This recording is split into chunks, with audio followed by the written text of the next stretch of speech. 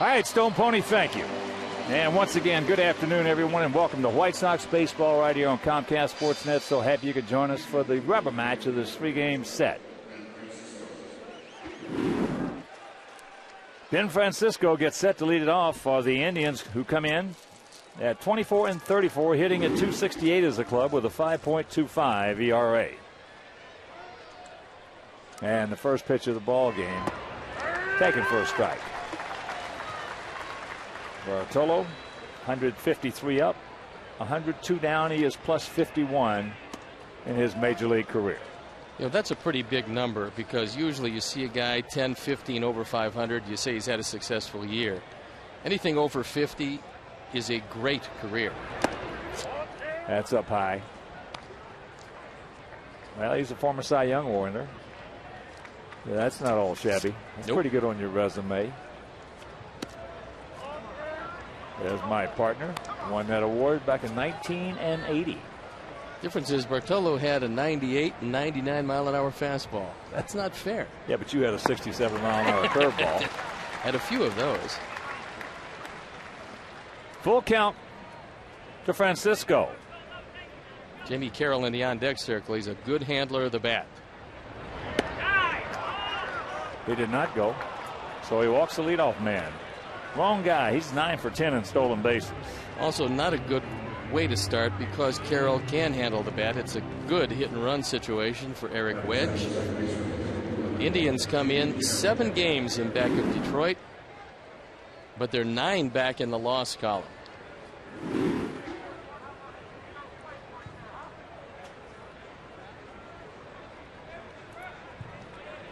Carroll, 35-year-old veteran, hitting at .320, and he's been tough against us. He has been a tough customer at that plate.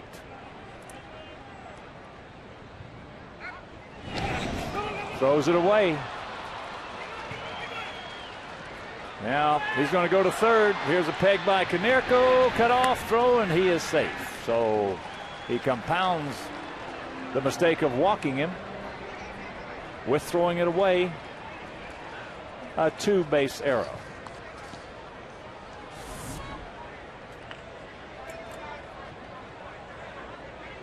That ball was over the top of the runner, and Paul just couldn't get it. An error 1. So unfortunately now you play the infield back. You want to stay out of the big inning, and you'll concede the run for the out.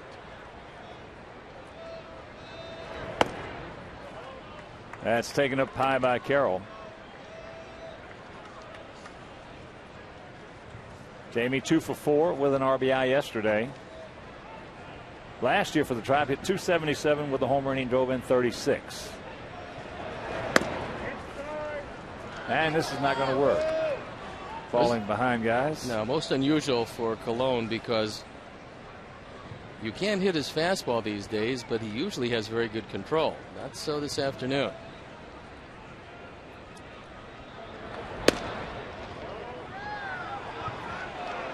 And the count 3-0.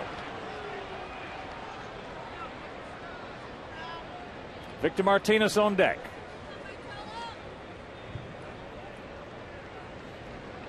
Nice gap out there in left center. There's a strike. And a Bronx cheer comes up from the crowd. Well, this is where Carroll, even with a hitter's count at 3-1, he's going to try to hit the ball in the air if he can, even though a ground ball in the middle infield gets a run home. And that's what happens. So the leadoff walk comes around to score, and it is 1-0.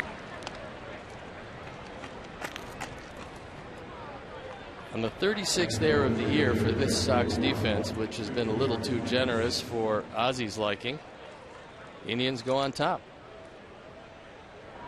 Here's Martinez.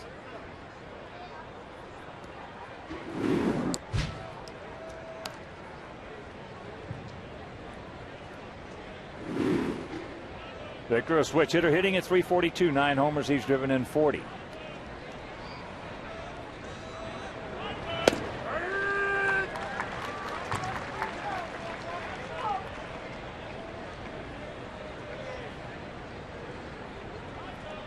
Those are actually pretty good numbers for a pitcher against one of the league's premier hitting catchers. And there's the base hit back through the middle.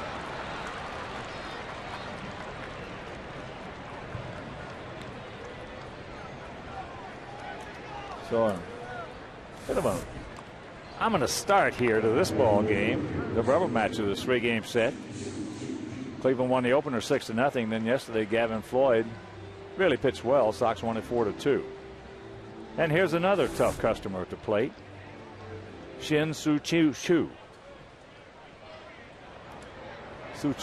Something along those lines. Shin Soo Chu. He can really hit. He can play. As he takes ball 1.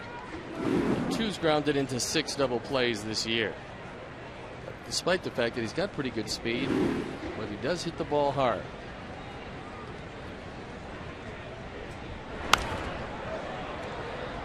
Just underneath that one. And the count 1-1. Pretty good numbers, which are pretty much equal to the type of numbers he's put up overall during the course of his career. Checks it up. And the count 2-1.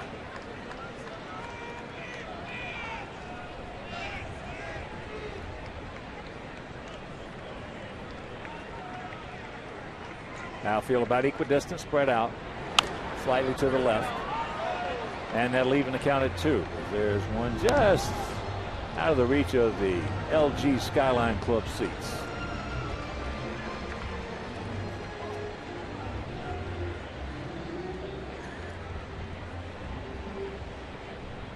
You hope to sink this ball away from him, although, well, that's where Cologne's going to throw it. Pretty good pitch, didn't get it. Hunter Wendelstedt thought this ball was a little low. It's got some pretty good movement on it. Castro wants it there, and this ball just settles out of the zone. That's close. Not from this angle, it won't. No, that's pretty close. That's a strike. Yeah. That is a strike, Mr. Wendelstedt. And there's another one. Well, that's where he wanted to get him, and he tried once and got him the second time. This is the best pitch that Bartolo has thrown today. Great movement, good location. Turns into another strikeout. And Chu is no stranger to that. That's 49 this year. That'll bring up the veteran, Mark DeRosa, hitting at .267, 9 homers. He's driven in 38. 3 for 9 in this series with a homer. Takes first pitch strike.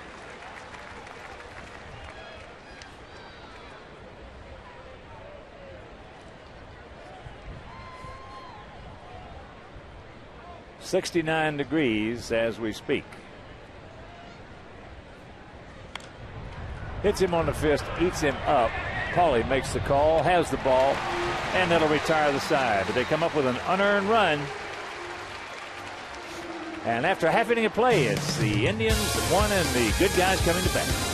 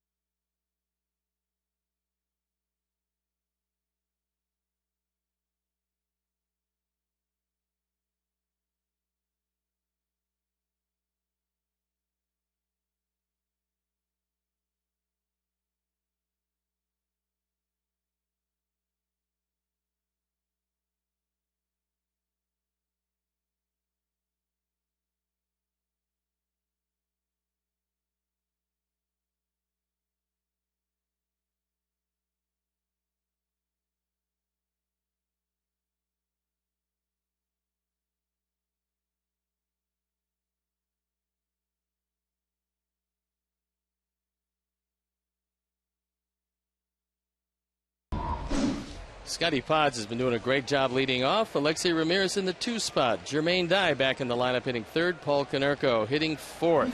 And against left-handers, he's crushed them. Then it's Josh Fields, Ramon Castro, Brian Anderson, Chris Getz, and Gordon Beckham hitting 9th, playing 3rd.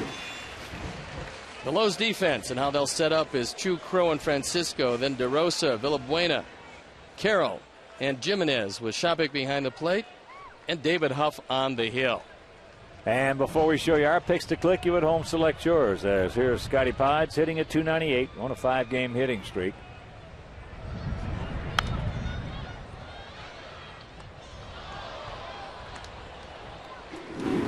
Pods in the series, 3 freight with an RBI and a couple of stolen bases. This is the Sox first look at David Huff. And there's a shot base hit. Scotty Pods pulls up after running very hard down the first.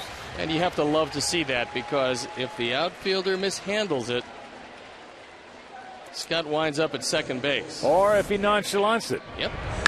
That's a George Brett play right here. George Brett did this his whole career. Well, I think you have to do that, especially if you have any speed whatsoever. Well, unfortunately, there's about 98% that don't. Don't do it. That's true. And no Grady Sizemore. He's on the disabled list, and there's no telling when he's going to get back, and that hurts the Tribe. So here's Alexei hitting at .243. Checks it up and takes ball 1. Alexei looking for his first hit in this series. He's 0 for 8. They're not going to find an overpowering left-hander with David Huff, who's 6'2", 190. He throws a curveball, but his fastball is his best pitch. Off speed. Change up high, 2-0. So far, he's not fooling anybody. 0-2 ERA, 9.77, and left-handers have killed him.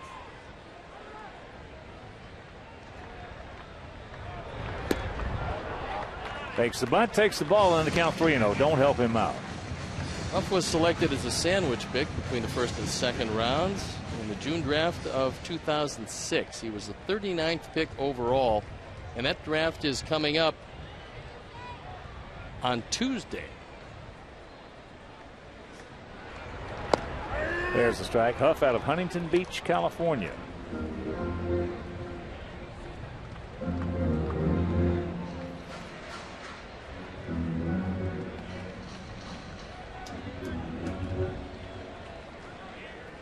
So Alexei with the catbird seat as there goes Scotty Pods. There's a base hit.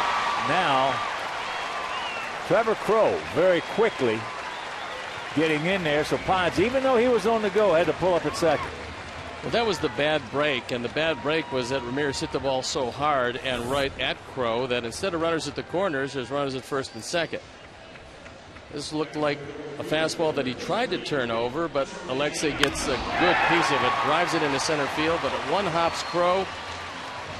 Scotty Pods has to stay at second base. So 2 hard hit balls, and welcome back to the lineup, Jermaine Dye. Well, without him, we have a different look to that lineup. And, of course, without Carlos Quentin and Jermaine, we have an entirely different look to that lineup. Jermaine at 278.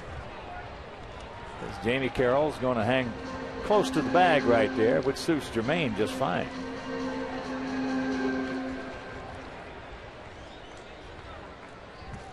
Jamie Carroll looks like he wants to play on the bag. Well, personally, I love that positioning, especially for a guy who can run a little bit. And that ball hit very softly, and it's going to be a double play. So 2 down. And with 2 out, let's check out our Heineken picks to click this afternoon. Jim Angio, our Hall of Fame director and the crew. Well, they went with Alexei, Steve, Lisa, Larry. They're going to go with Brian Anderson and Julie Casson, the wife of Eddie, mother of Gianna Francesca. Happy birthday, Julie. We're going to go with Gordon Beckham.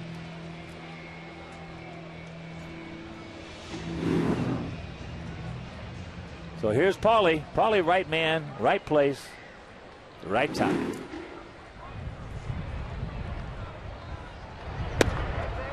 Takes low and away, ball 1.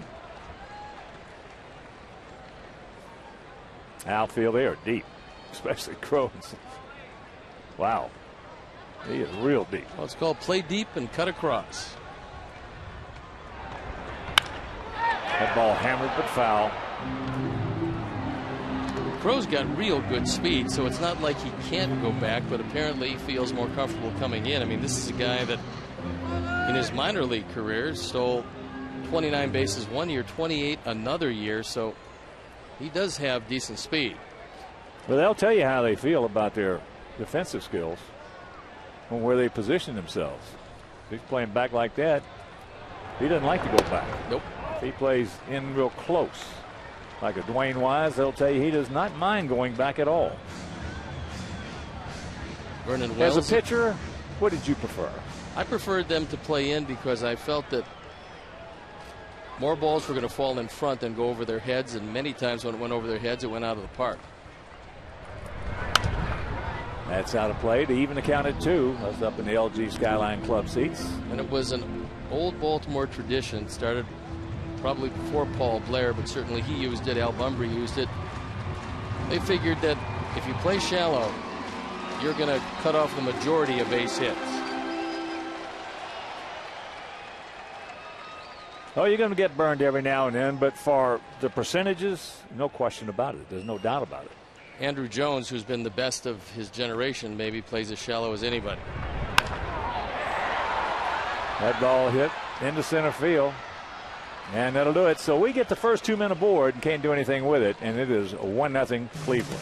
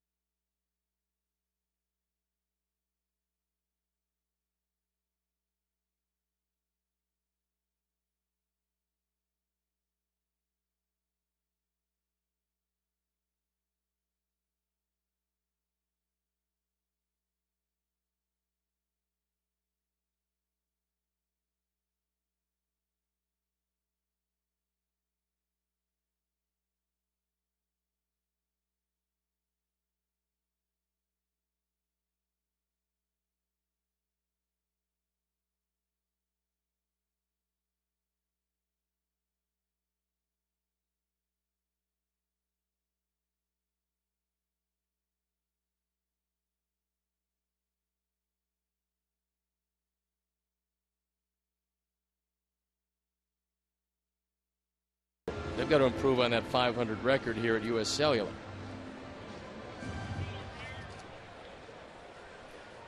Kelly Shopik will lead it off for the Tribe here in the top of the second inning.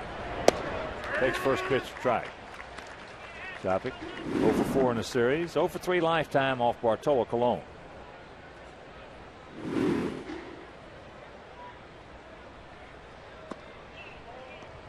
Pretty good pitch, didn't get it. Well, unfortunately, Shopik's real weakness is not the strength of Bartolo Colon, and that's the curveball. Now, Bartolo will throw a breaking ball. That ball just settled low and out of the zone. And the count 1-2.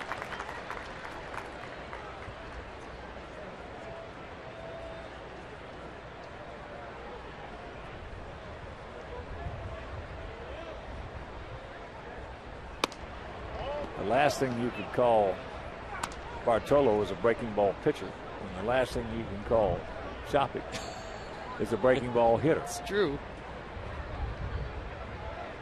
You're going to throw that fastball away. Make sure you get it away. And that's into right field. That's a can of corn. And this ballpark is going to play very small today.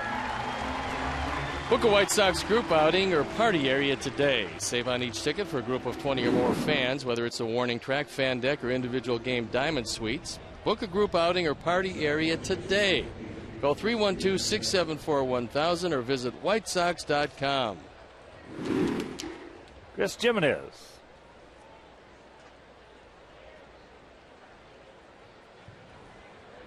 Jimenez last year at Akron hit .339. 6 homers, 26 knocked in 55 games. Had his first major league hit the other day in Minnesota. It was a homer. There's the strike, and the count 1-1. And here at beautiful US Cellular Field, 330 down the left field line, 335 down the right field line, 375 in the gaps, and 400 straight away center. Well, I agree with you, Hawk, that this is going to play small today. So the Sox, who do have a big advantage in power in this lineup, like to take advantage of that fact. That's foul. Down past Joel Skinner, former Sox catcher, former manager of the Tribe.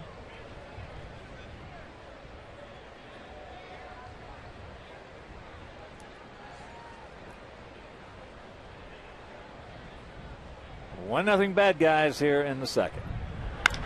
And it's 2-0 bad guys here in the second.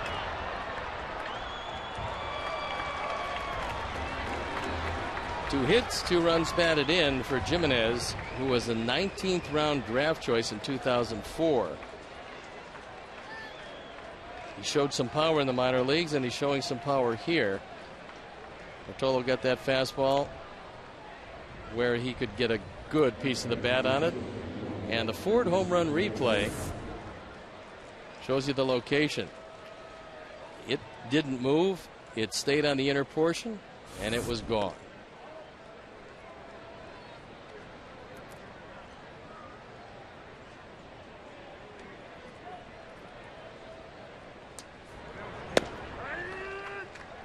Valbuena with a 1-1 count.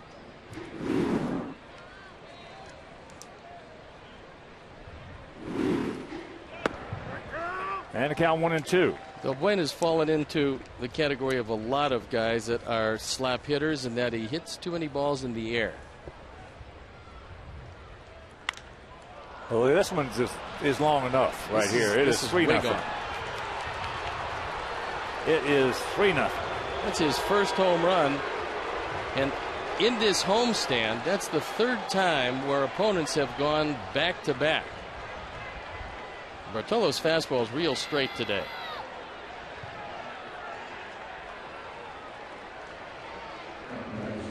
First major league home run in our Ford home run replay. You'll see a fastball just sitting there. Bartolo got it up. Valbuena got it out.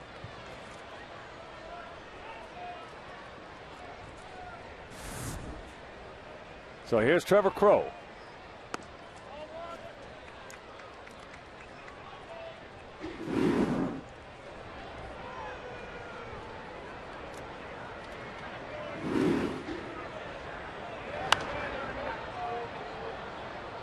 So a somewhat ominous beginning to this ball game for the second inning in a row.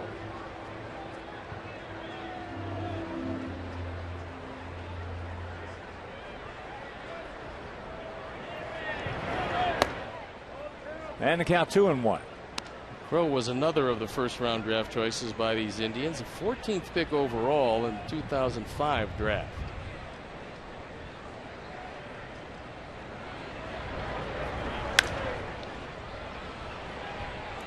Two and two to Crowe.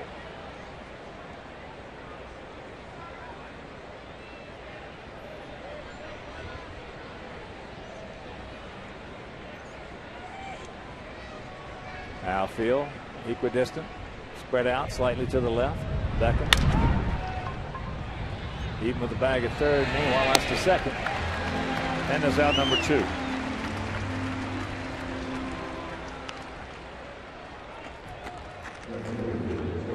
Well, we're facing a guy today who's 0-2 with a 9.77 ERA. making his 5th start. So you would think that the 3 runs wouldn't hold up. If that's all they're going to get, they're probably going to lose this game. Well, we did hit the ball hard the first inning, and the worst break we got was that Alexi hit the ball too hard. Scotty Potts couldn't go to third.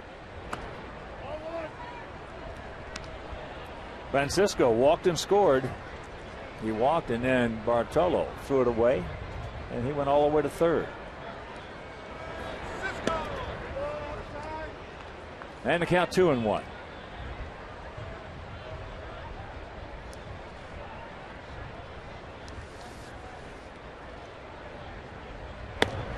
Yes, he did. We're facing an Indians team with some of their best players not playing or injured. There's Drupal Cabrera, Grady Sizemore. Hafner's not in the lineup.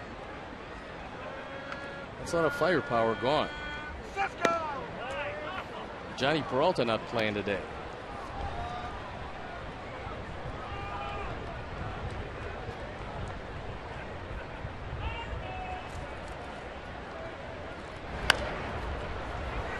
Ate him up right there. Probably didn't have enough time to make the play. Need a little more hang time on that jam shot. Didn't get it. Bartolo with 25 pitches. 2 of them left the yard.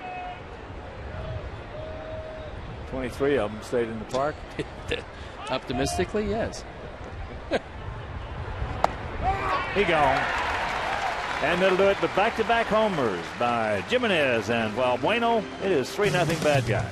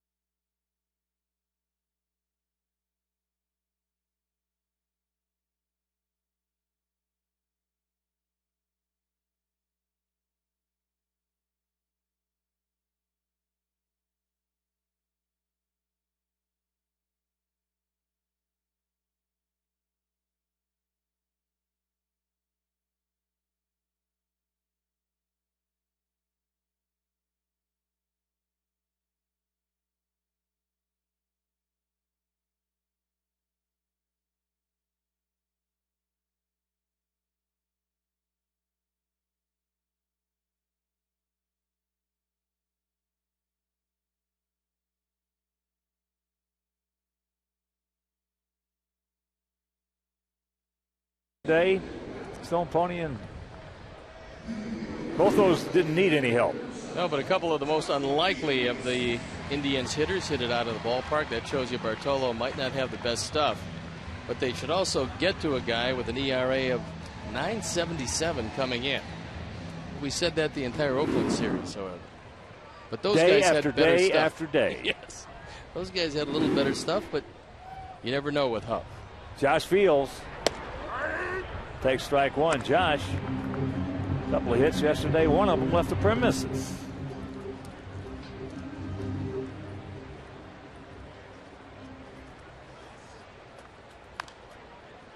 And if you missed that game and that home run yesterday, poof.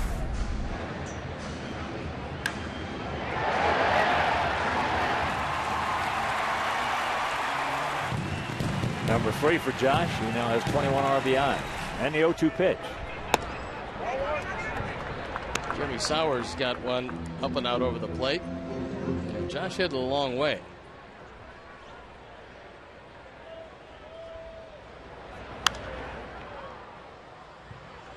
And that's fouled. In and out of the upper tank. Josh can lay off the high fastball from Huff, and that's really the secret. Then this should be a good matchup for him because Huff is topping out at 90.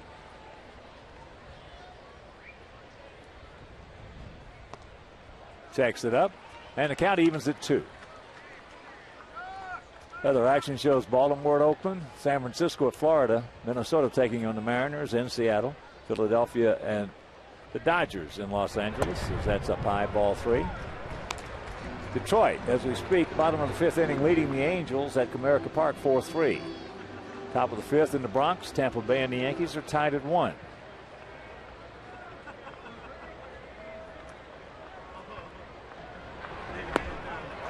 And there is the dreaded leadoff walk. Show your White Sox passion at every home game this season with an Office Max sign. Visit one of the Office Max sign-making stations located throughout U.S. Cellular Field. Office Max, hometown sponsor of the Chicago White Sox. Here's Ramon Castro hitting at .253, 3 homers, 13 RBIs on the season. That was when he was with the Mets. He's got some big power. Well, right now is not a bad time to show it. Chu's playing him a little bit off the line in left field. Crow is playing him absolutely straight up in center. There Josh goes. Ball gets away from Chapik, so Josh will pick up his second steal of the year. And a good pitch to run on because it was a breaking ball that was down. And even if Chapik comes up with it, it's going to be a pretty difficult play.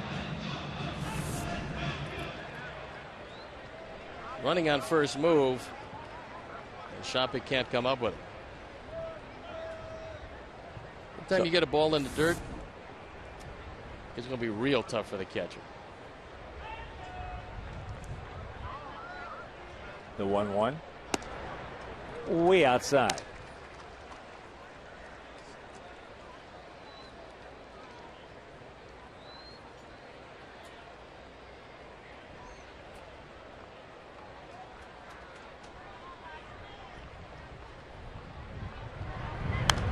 Foul straight back underneath Stone Pony. Boy, I thought I had a shot at that. No, you didn't. Fortunately, I didn't. No, you didn't. That one came back with a little hair on it. Yes, it did. Yeah. I like the loopers a little bit more. We had one a few years ago. Came right back in that S right there on our socks on the Comcast Sports and stuck. I don't want any of those coming back.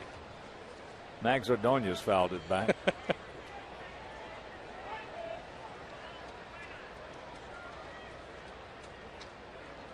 Got to go for yourself right here, Ramon. 2-2 the count, buddy. That's not going to get it done, but with 2 strikes, you just want to make contact. So, Hawk, you've got the draft coming up on Tuesday, and the Sox, because of their successful year last year, are drafting down in the draft. However, 5 picks in the first 102. Do you go for the best athlete available as your #1 pick, or do you go specifically for a position of need? I'm just a big proponent of going for the best athlete.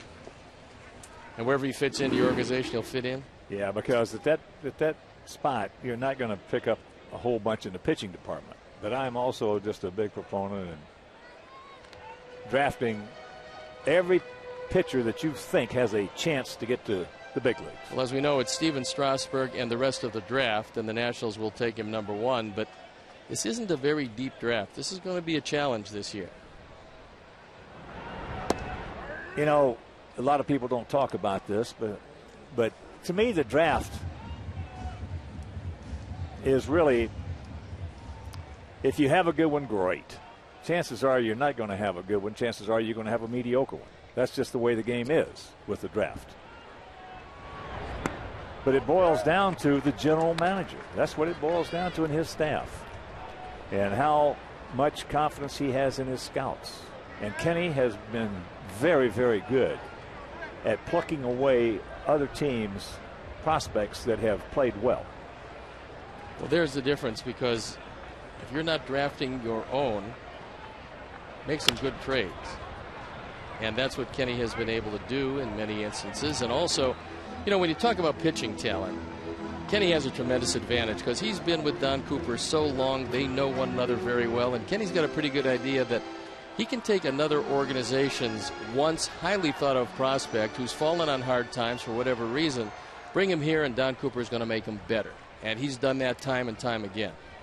Well, he's got a track record, as does Kenny. And those two fight like cats and dogs. I mean, it's funny to watch them get into an argument sometimes. But at the end of the day, you walk out with a unified front. No question about it. And the last thing is there's another ground ball to the shortstop. Valbuena guns him out, 2 down. But the last thing that Kenny knows that Coop is a yes man. A sycophant. I mean, Coop will just tell him no. But you're right in the respect. But again, it boils back to the general manager because of the fact, unfortunately, years past, Kenny has had to trade for most of the good prospects we have in our organization. Now, Doug Lohman, the new scouting director, coming in, and I fully expect things to change in that arena. Chris Getz takes first pitch strike. Well, you've been in that war room, and there's approximately 550 names up on the board, but they prioritize about 70 guys that they'll put off, and those are the guys that they're really looking to hope to get a shot at as high as they possibly can get them. And the count 0-2. Well, basically, it's you know, your scouts, you only have so many scouts. They can only see so many of those 500, so to speak. And basically, when you get after the first 7 or 8 rounds, 9 rounds, it's like flipping a coin. There's no doubt. But some teams do a little better job. No, there's no doubt about that. And that also comes with Hawk, as you know. If scouting doesn't go hand in hand with player development, then you have a problem, and that's one of the reasons why Buddy Bell has come in. Because if you draft a guy for a reason, then it's up to the player development people to develop him like they should be developed. And sometimes it doesn't work that way. As he strikes him out. So we have another man in scoring position, can't do anything with it, and we'll go to the third, trailing by 3.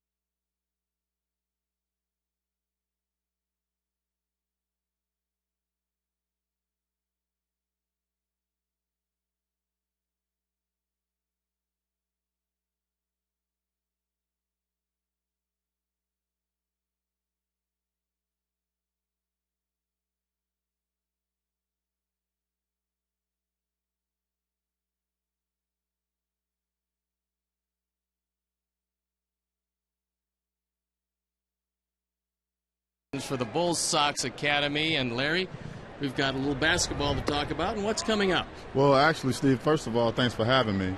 And this is our 11th year of basketball camps. Our Chicago Bulls basketball schools start up next week, and we're going to be in about 70 communities, and we're going to be running about 100 camps over the course of the summer. So Monday through Friday, a lot of basketball is going to be played throughout that time. And, of course, you've got the Ben Gordon camp coming up, and tell us a little bit about that. The Ben Gordon camp is a specialty camp where Ben himself is going to be out there instructing and teaching the finer points of the game. And, you know, the goal is to make sure that all the kids get reinforcement basketball-wise, but also build character in addition to the basketball portion. And although I was a shifty guard, didn't have any talent whatsoever, let's say that I wanted to improve my game and I was a few years younger.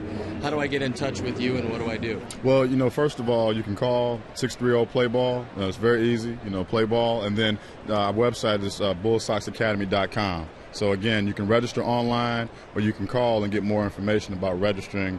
And we don't register over the phone, but we'll actually instruct you how to get through and how to become a registered camp participant as well. And you're going to learn all the fundamentals and become a much better player? Absolutely. Absolutely. And you know what? In addition to that, every day at our camps, we're teaching something about life skills. So in addition to the basketball portion, we want to build good character as well. Well, Larry, you guys do a great job, and it's always nice to have you up here. Well, we really appreciate you having us. And again, good luck and go Sox. Thank you very much. And let's go back to Hawk. All right, lead-off double by Jamie Carroll. He's at second base, and a one-strike count to Victor Martinez. Larry, good, always good to see you, buddy.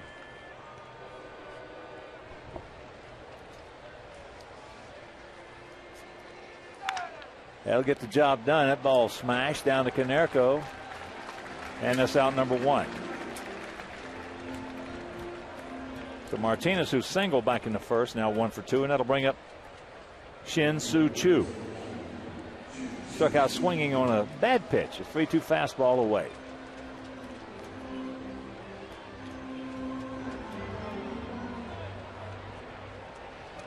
Infield forced to come in at all four positions.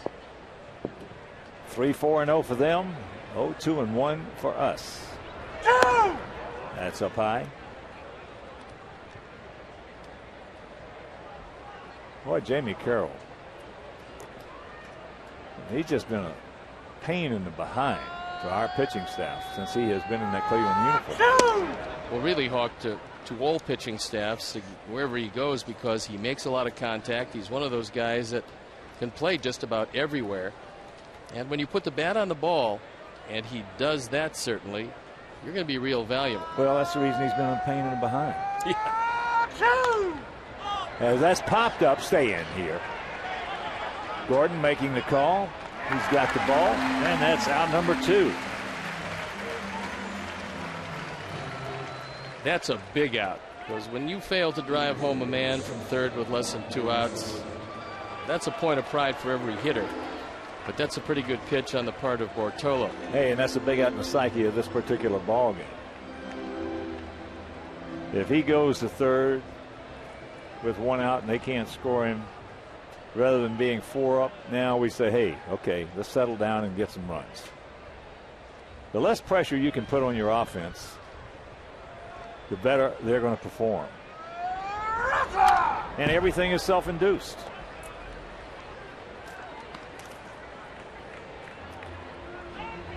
We have not been playing our best baseball after coming off that wonderfully played road trip where we were 5-1, 2 out of 3 in Anaheim, and 3 out of 3 in Kansas City.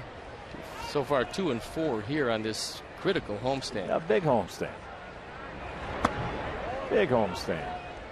If you can throw DeRosa that little soft slider that Bartolo has, you're going to find him rolling over it, grounding to the left side. Key then is to get it where you want it. This is going to be a fastball. Let's see if he hits the spot. And that's a souvenir right side. Yeah, at this point in time when the club has really been struggling like we had, then all of a sudden you go on a road trip, you come back and say, okay, 5-1 on that trip, now we're off and running. And then you step on your own feet like we did, losing 3 in a row and 3 out of 4 to Oakland. Losing the opener here, getting shut out. You got to find a way to overcome that mentally, because it becomes a battle of psyches. In this division, regardless of how you play, nobody's going to run away with it. Not with the way teams are currently constructed, but I think it depends on which general manager pulls off a real big trade. Gordon sucks it up. Well, whoever's got the best bullpen is going to win it. We got the best bullpen. That's why we're going to win it. And they leave him right there. They go to the bottom of the third. It is still 3-0 Indians.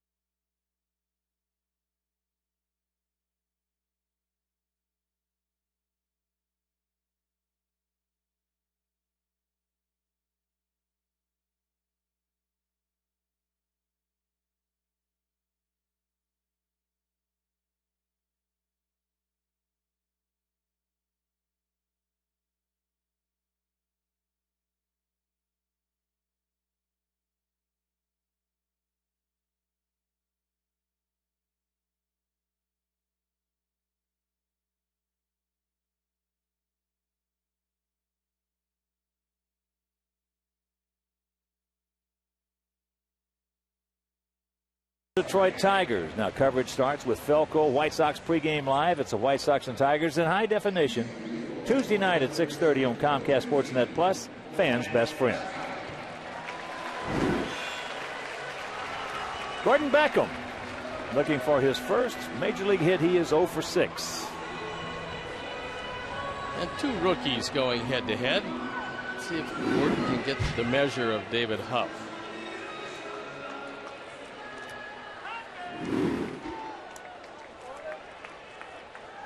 Outfield straight up, spread out. As he takes first pitch strike.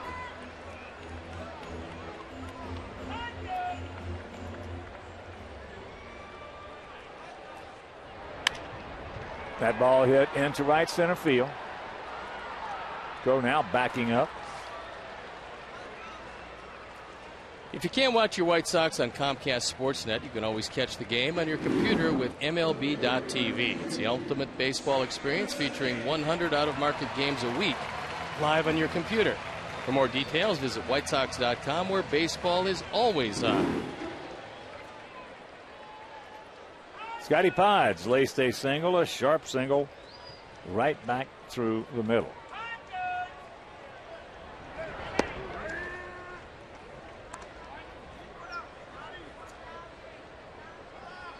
Oh, and 1 the count.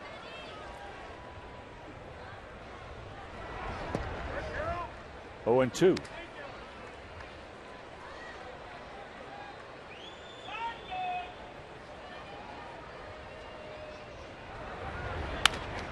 Little comebacker off the end of the bat. And that is out number 2. You know, getting back to the conversation we were having last inning, it's going to be nigh on to impossible for a contending general manager to go out and get a lot of bullpen help from now until September.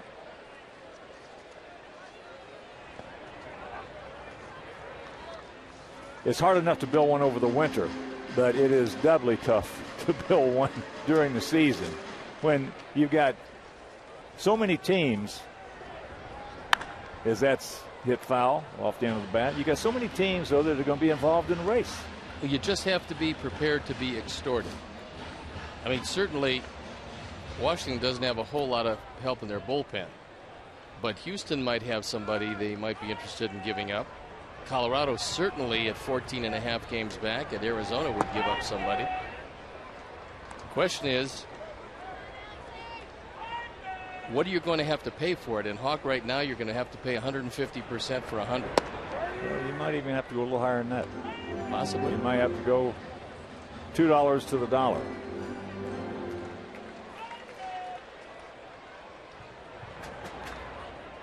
Full count. Yeah, you don't have a. Baltimore doesn't have a bunch in their pen, and they're going to be looking to be sellers. So who's going to be the sellers? Who's going to be the buyers? Because that's fouled away. Not too many teams in the Central, American League Central are. Now everybody feels that they're in it, and Cleveland's in a precarious position because although they're kind of teetering 10 under but 9 back in the loss column to Detroit, in the Central you're not quite out of it and not quite in it if you're the Indians. Because there's a Matabatacola right there. That didn't take long. 1, 2, 3. And now David Huff with that 9.77 ERA is looking a little better.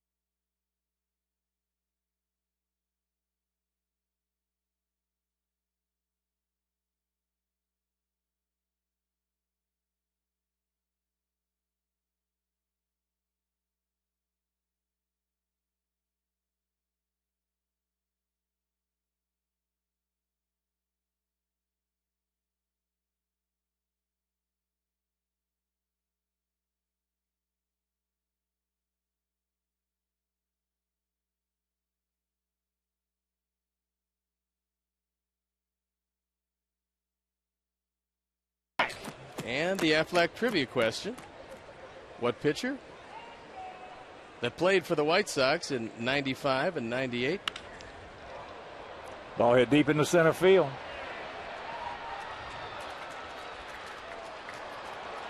So Kelly Shopik doubles to start off here in the fourth inning. What pitcher who played for the Sox in 95 and 98 no-hit the Indians in 1993? Kelly Shopik hits one pitch. That's a fastball, and that's the one pitch he got, the fastball. And he put a charge into it, taking it over Brian Anderson's head. So here's Chris Jimenez. He's 1 for 1, cranked out his second homer with 1 out in the second inning.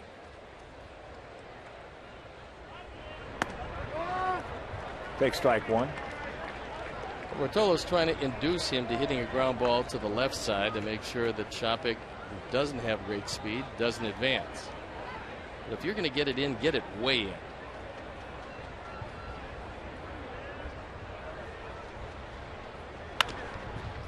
That's going to get the job done. Nice at bat right there by Jimenez.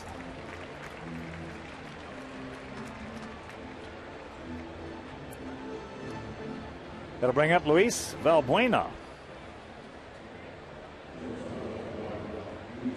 out of Venezuela. Infield is in all 4 positions. Valbuena backed up that home run by Jimenez with one of his own. Can't get that one. An Angel Detroit game now in the top of the 6th inning at Comerica Park, tied at 4. Go Angels. We certainly have been getting a lot of help in that area. There is no doubt about it.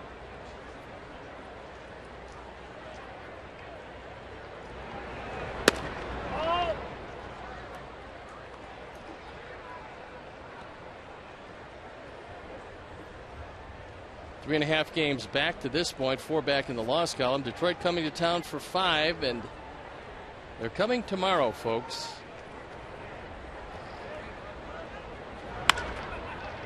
That's laced into the gap. Nice catch by Byron. Yes. Beautiful play. Meanwhile, Shopik scores, and it is 4-0. He got a great jump on it and a great layout. Tremendous play by Brian Anderson. Yet it turns into another run batted in for Valbuena. This is just an outstanding effort because it's not one of those that he had measured and dives as he's coming across. That's one where he had to go flat out. The glasses go flying. Heads up base running by Shopik because he knows he's going to score anyway. He just stood at third base waiting for Brian to catch it and trotted home. So they have 4 runs on 5 hits. We have no runs on 2 hits. Just seems like everything that can happen to help David Huff's confidence is happening. He is retired 6 in a row and 8 of the last 9.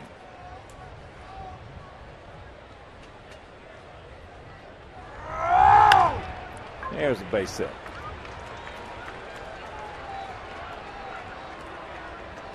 So good speed aboard. Make every home game a double play at U.S. Cellular Field this season with 2 ballpark hot dogs for the price of 1. Visit an All-Star concession stand during the first hour after gates open. For White Sox individual game tickets, call 866-SOX-GAME or visit whitesox.com.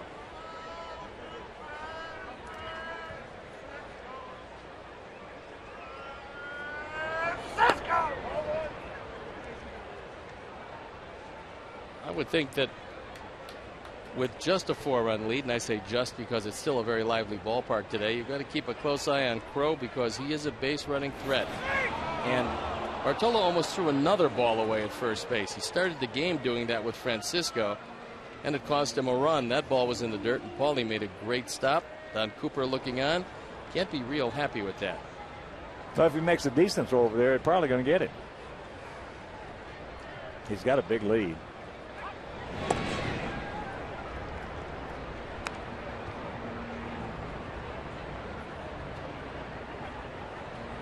Top of the 8th up in Canada. Blue Jays shutting out Kansas City 4-0.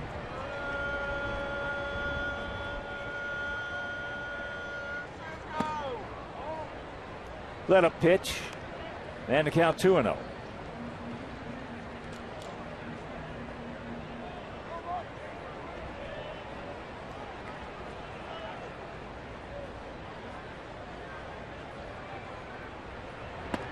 Another let up pitch. Bartolo primarily just a fastball changeup pitcher. Every now and then a little wrinkle just to show you something. But he's not spotting his fastball. He is really vulnerable. That's into left field. That's off the fist, and that's going to be good enough for the 3rd out. But they come up with another one. We'll go to the bottom of the 4th, trailing by 4.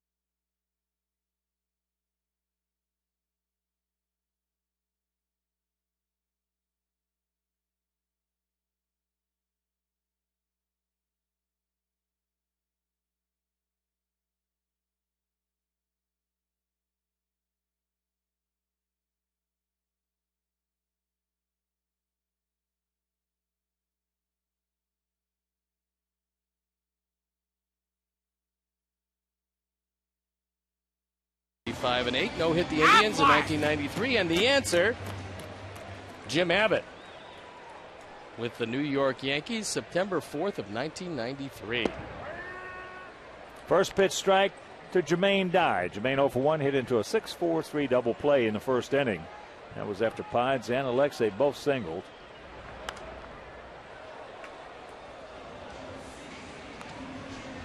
So the count 0-2.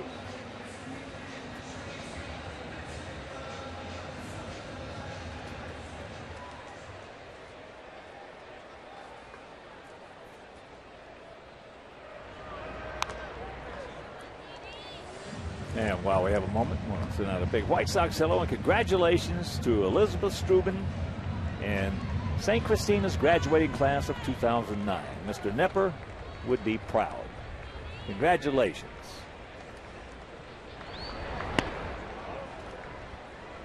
As the count 1-2.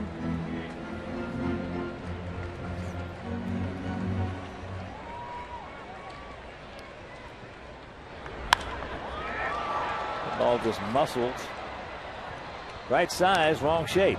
Well, we've done that a lot, especially on this homestand. Getting the inside pitch well foul. Only see the pitcher then turn it over or keep it away, and this time it's a slider in. One out.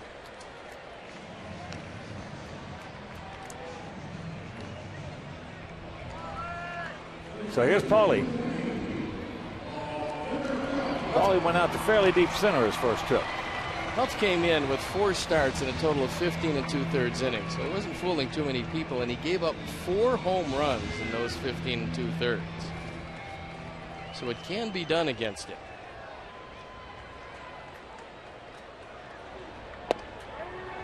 Starts him off with a changeup.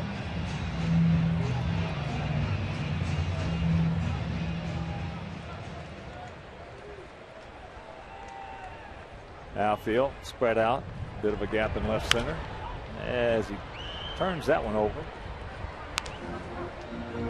Sinker at 91, and the count 0-2. Last year, Huff with Buffalo and Akron was 11-5.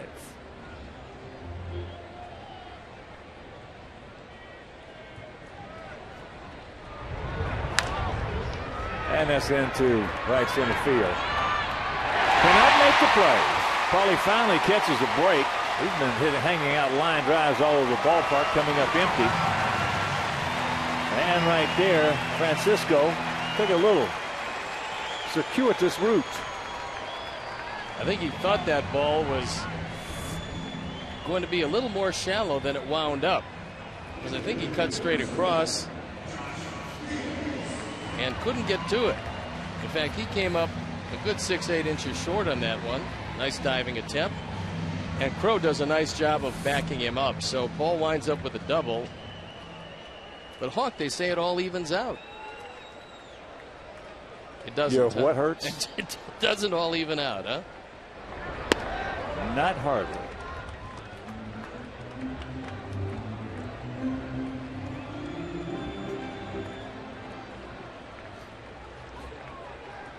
Josh walked and picked up a stolen base. That was leading off the second inning. Takes a strike to even the count at 1. Be nice to push one across here. I think Josh had a good look at him last time up. Took some close pitches and didn't swing at high fastballs, and that's the key for him.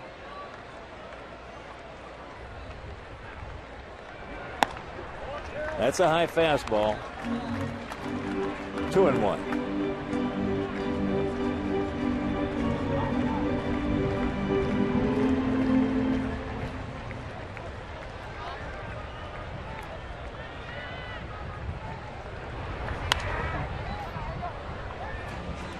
Now, if you'll take a look at the hat of Huff, he's got a little white spot on the bill. See it right there? That's rosin. And a lot of guys do that so that pine tar they might have on their belt, you're not exactly looking at while you're looking at the rosin, which doesn't work very well. I'm not saying that Huff would do that as a rookie, but veterans do on occasion. That rosin they give you, Hawk, as you know, for a pitcher, they give it to you ostensibly to get a better grip, but it doesn't seem to work. Well, one of the most blatant and gutsy exhibitions of that was Kenny Rogers when we were here in the playoffs. As there's a ground ball, shortstop can't get the job done. So 2 down now, and that'll bring up Ramon Castro. But Kenny Rogers in that playoff game, that was funny. I mean, I was sitting at home watching that laughing. You could see it, and finally they caught on to it. I don't know what, 5th or 6th inning, 4th or 5th inning against the Cardinals. Well, they allow the hitters to use pine tar. Exactly. Because you get a better grip and you don't see the bat flying into the stands.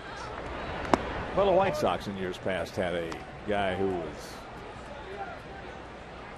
really good at that pine tar. A pitcher. A couple of them, as a matter of fact.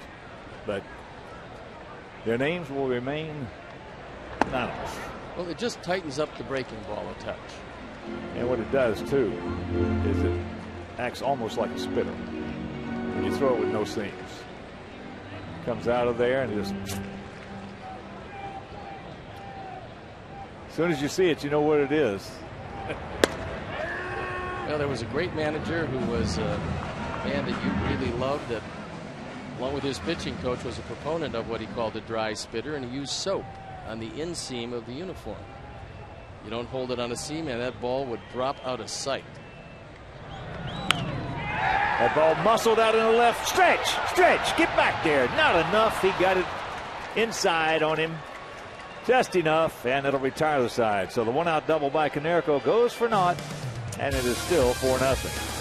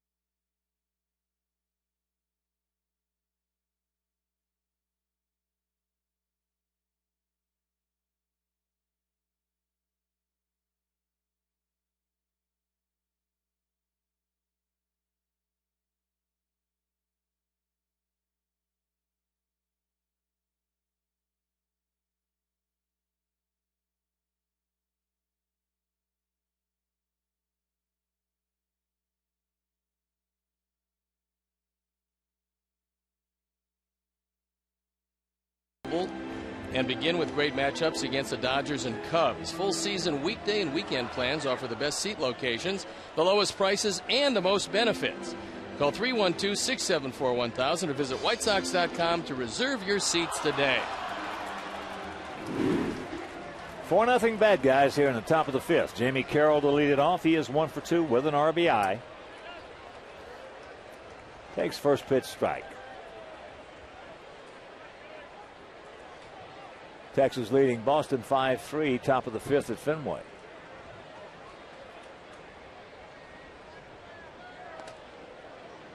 And the count 0-2.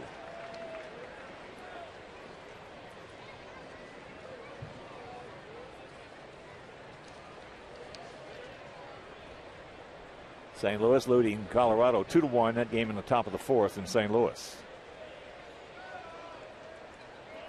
For Boston, Matsuzaka started that game, and he's had a lot of control issues so far, but as has been his history, he finds a way to get out of it. But he came in at 1-3 this year. He's had some physical problems.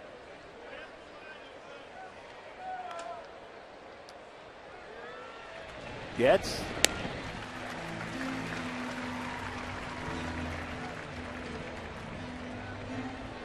And checking down on the farm yesterday, Charlotte won 3-1 at Scranton. Brent Lillibridge went 2 for 4 with a couple of runs scored.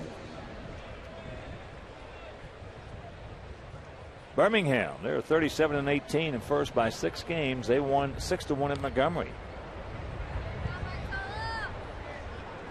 Tyler Flowers 2 for 4 with a couple of doubles.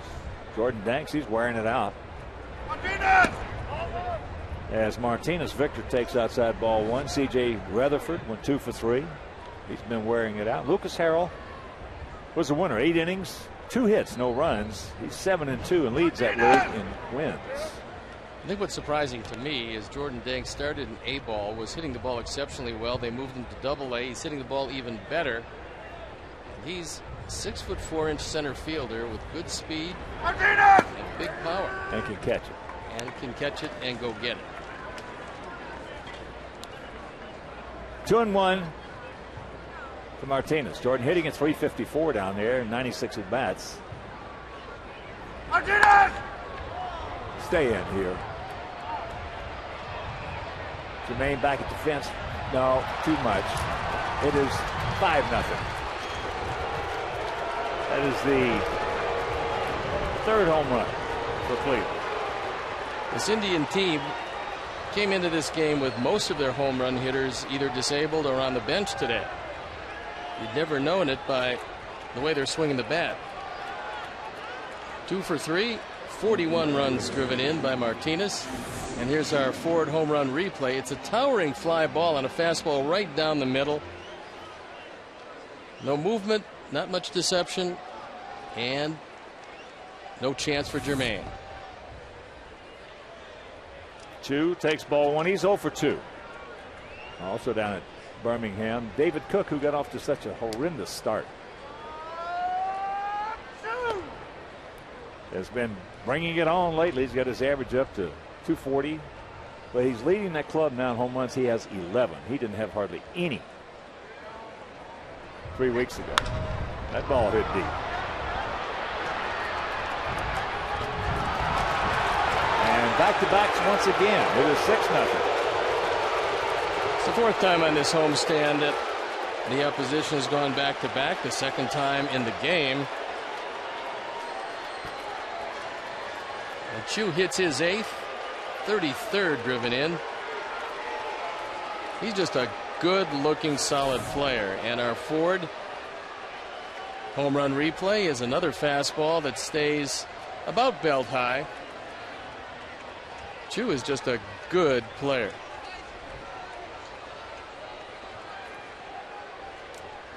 Cleveland now with 64 home runs. We have 54.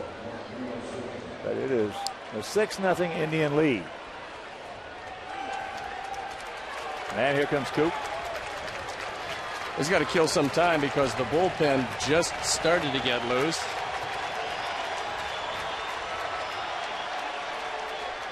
It's Wes Whistler.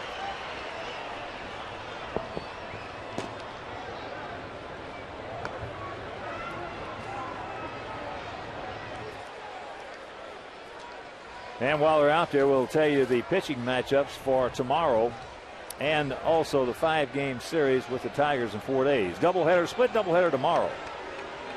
First game starts at 1. That'll be Clayton Richard against Armando Galarraga. There you see that game will be over WGN. Game 2, regular starting time of 7:11. Jose Contreras against Bonderman. That game over WCIU Channel 26. And here's DeRosa. Takes first pitch strike. The best thing about those 3 games is we've seen all those guys. We've seen every one of them.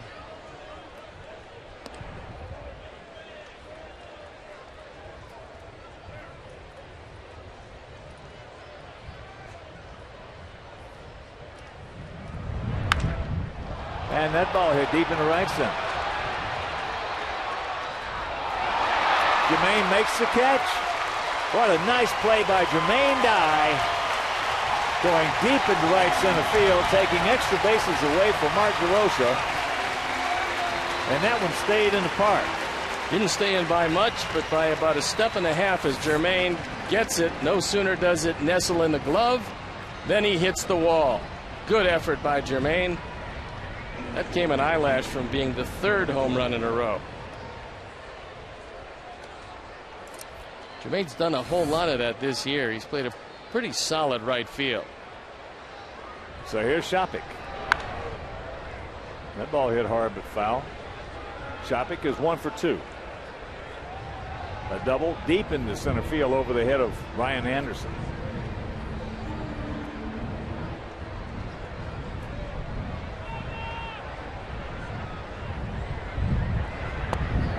Checks it up. And the count 0-2.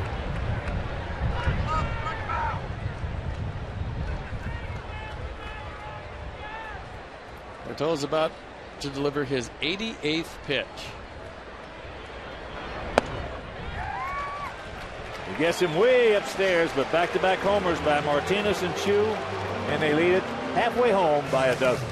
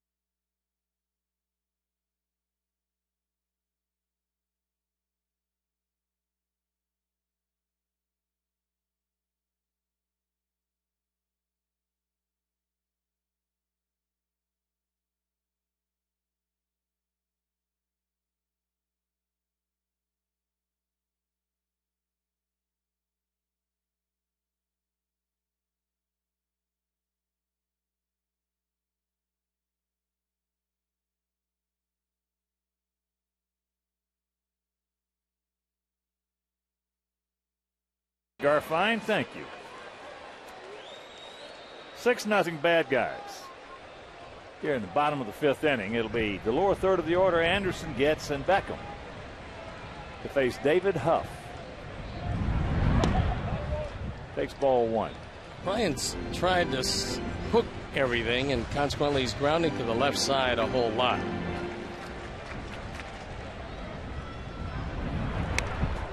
Two and 0. And Hawk, how can you break a guy of that habit of going out there and trying to get everything? He's got a break in himself. That's the thing about it. Every now and then major league hitters have to make those adjustments on their own when they realize that they are getting out and around it. Greg Walker can sit there and talk to him till they're blue in the face. When you say getting out and around it, it's not only their foot that comes forward, but their hands come with it normally? Yeah, and usually when a guy's getting out and around it, he's in between.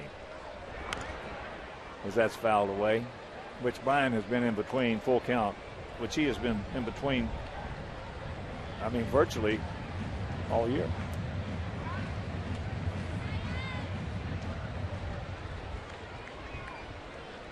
In a perfect world, as there's ball 4, says Huey Lewis, in a perfect world, the best hitting instructor you can have is yourself. And believe me, if you ever get to that point, you've had a lot of offers. Well, that's also a good muscle memory and knowing what you do when you're hitting it right on the nose. There's a lot of guys that sometimes don't understand what it is they're doing, and when they fall out of it, they have a hard time themselves getting themselves back. So here is Chris Getz. Well, there are a lot of people in the game will tell you muscles don't have memories. But I'll tell you what, everyone that tells you that is wrong. Muscles do have memories.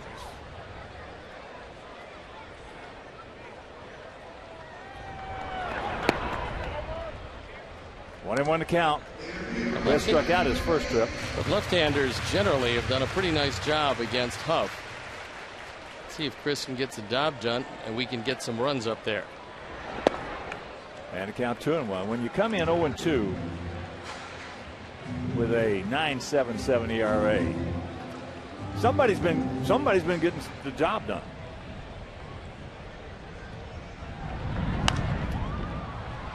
And that's popped up. Chris swung at a fastball up over his head, and he was ahead in the count. And he's shaking his head. He realizes that this isn't a pitch he should be swinging at. The only thing you can do is hit that ball straight up in the air.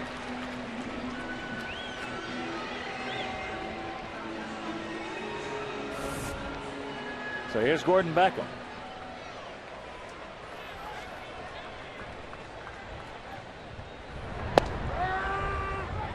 Take strike one right there.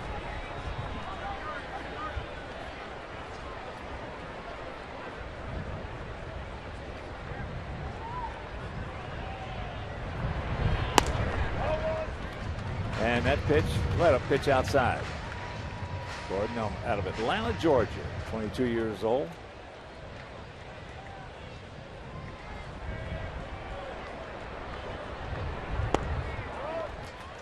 And a count 2-1.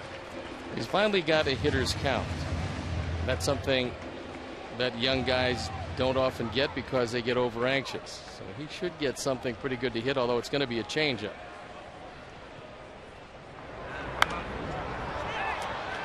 Out in front of it, and that's going to be back souvenir time. Now, I'm not going to liken the career of Gordon Beckham because the guy I'm going to talk about was an all-time great, but when Willie Mays got to the major leagues, he went 0 for 34. Needless to say, then the New York Giants did not give up on him. That paid a few dividends down the road.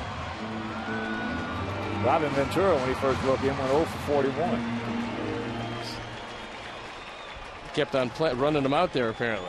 They kept running him out there, and the thing about it was is he actually grew in stature to his teammates because of the way he handled it. So that is out number 2. That was probably the best located fastball after a straight change that Huff has thrown all day. He got that ball up and on the inner portion and threw it by Gordon. You see where Shopik wants it. There's not a whole lot of hitters going to catch up to the ball there after a straight change.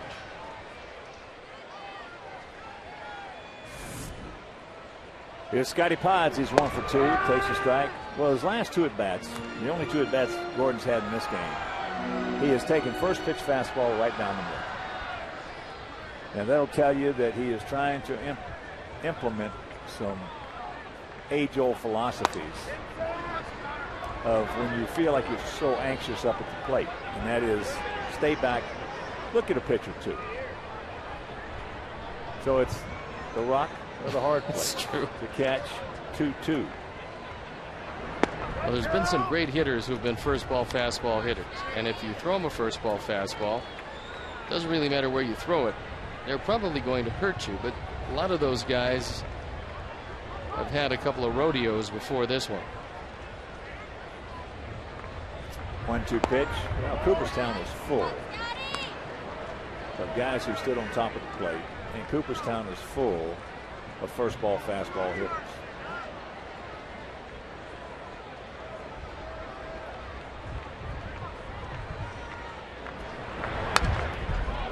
Fouls that one back. To send along birthday greetings to Carolyn Ruby, wife of Dr. Jack Ruby. Probably is getting her a box of paper clips for a birthday present. Carolyn, a child bride. Well, that's in lieu of an expensive present. Well, sure. I mean, they'll be nice paper clips. And a full count.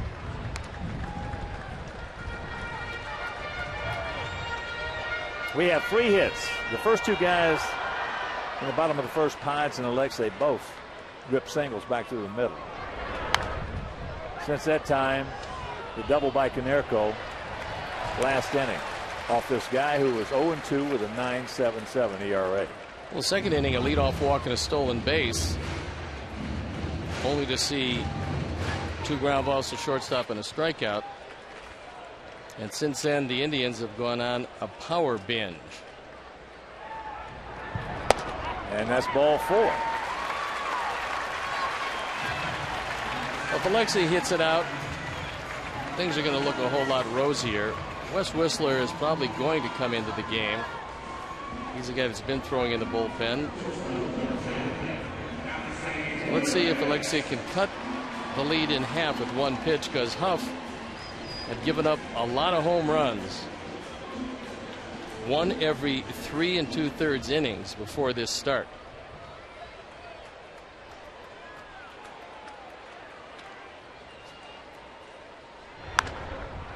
High pop up, and that's going to be back and out of play.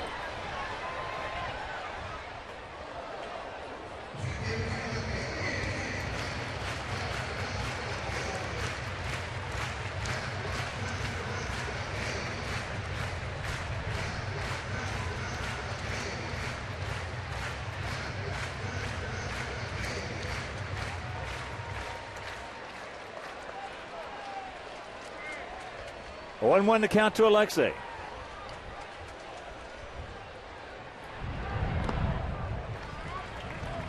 It's a nice pick by Kelly Shopik as he took that ball out of the dirt and stopped the runners from advancing. That was a changeup. Kelly able to corral it. That ball way back, and we get ourselves a new ball game. You can put it on the board. Yeah.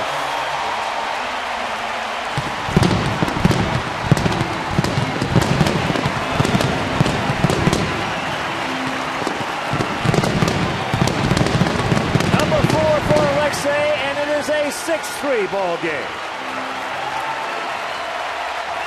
We've seen it from our side where a couple of walks and only 1 hit has led to 3 runs.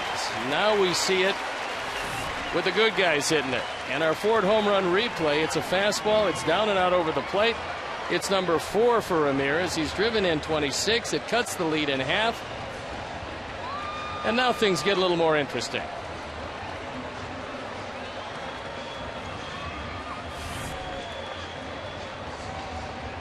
And of course, with that home run by Alexei, the Alex Nelius family will donate $100 to White Sox charities for every Sox homer hit throughout the course of the season. That is number 55, so $5,500 donated by Alex Nelius in loving memory of Ursula. Ramirez is starting to hit the ball pretty hard. 2 out of 3 times he's hit it right on the button today. JD takes ball 1. Indian bullpen up and going.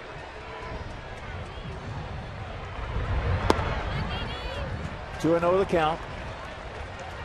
And if Huff does make it through this inning, I would think this would be the last inning that he would work. That's up to Eric Wedge. He's going to deliver his 93rd pitch. This inning, his control has deserted him. Greg Aquino loosening up in the pen.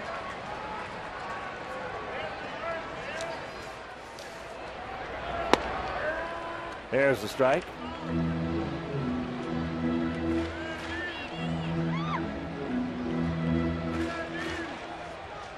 Right here, JD. To the shortstop. That's a 3-run homer by Alexei Ramirez. We'll go to the 6th. It is a 6-3 Indian lead.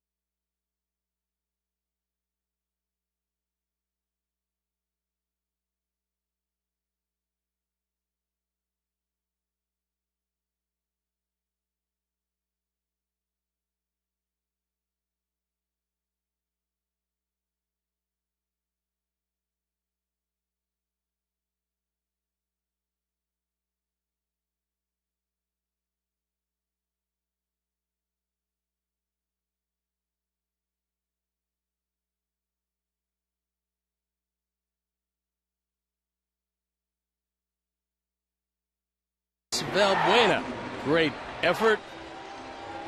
Takes at least a double, possibly a triple away. And then Jermaine Dye going back to the wall. Mark DeRosa hitting it. Jermaine catching it.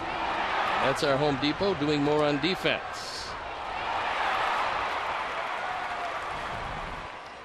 So here's Chris Jimenez. Takes inside on the big 6'5", 240-pound southpaw. Jimenez is 1 for 2, a homer. Third outing of the year for Whistler. He's given up nothing.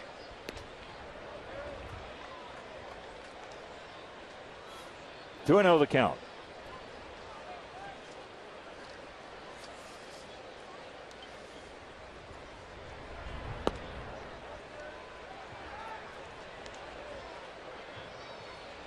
Come on, Wes. No walks, buddy. Come back and get him.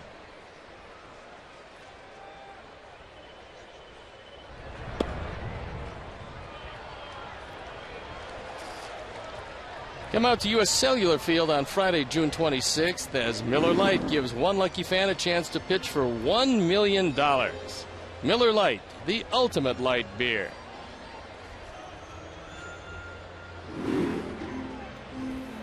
Castro going out now to talk with Whistler, who after 4 pitches is in the stretch.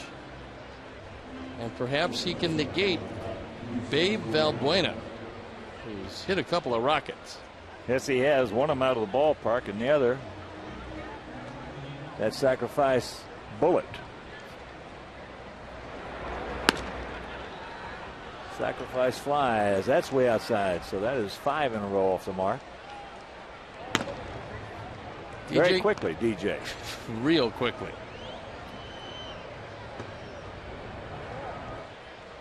And this is an effort to give DJ a chance to throw a few more pitches, as Whistler has come in and found the strike zone eluding him. Well, by the time that Wendelstedt gets out there, if he makes it that far, And by the time Coop gets back to the dugout, it does not take DJ hardly any time to get loose. He is one of those guys, he throws 4, 5, 6 pitches, and he's close. Most relievers have stretched out their arm real well before the game, and by the time they are called on, it doesn't take them too long.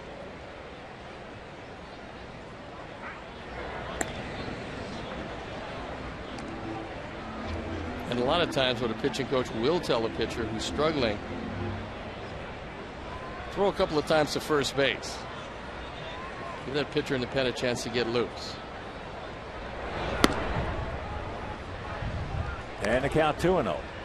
So that's 6 in a row. 6 runs, 8 hits, no errors for the Indians. 3 runs, 4 hits, 1 error for our Sox.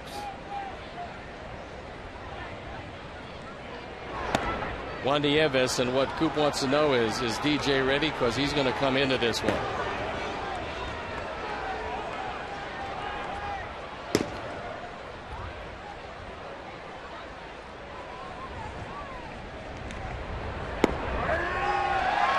And a big Bronx cheer goes up.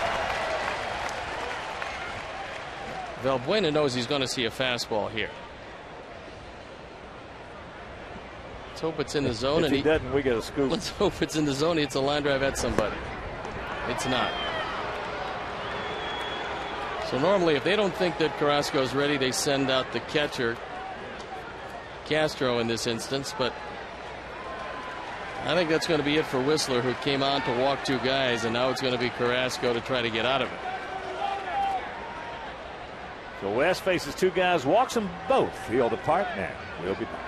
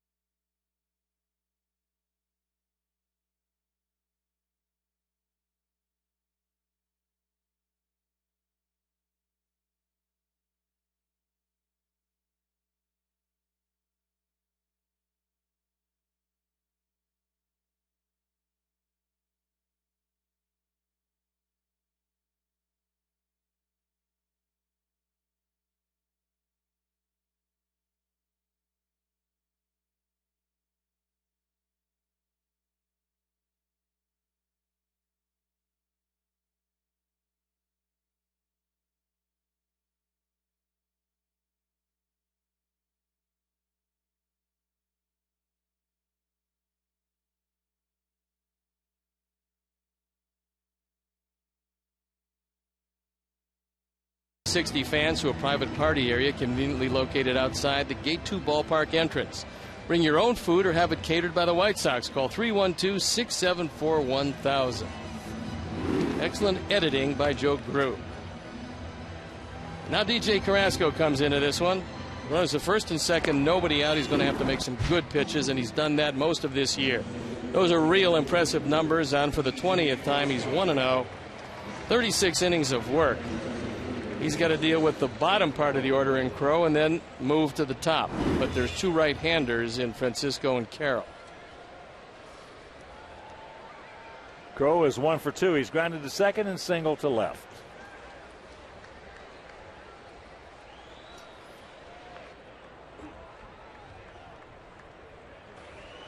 Two on, nobody out here in the top of the 6th inning.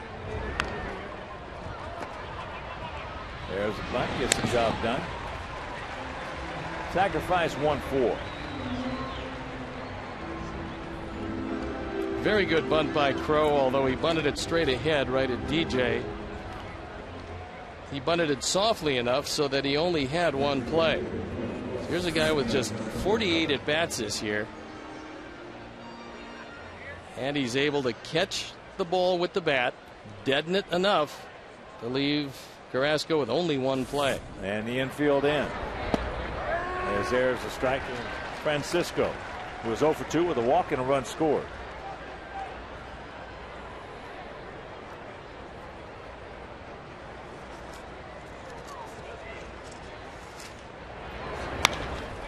That is popped up. Who's going to get it? Who's going to get it? Nobody.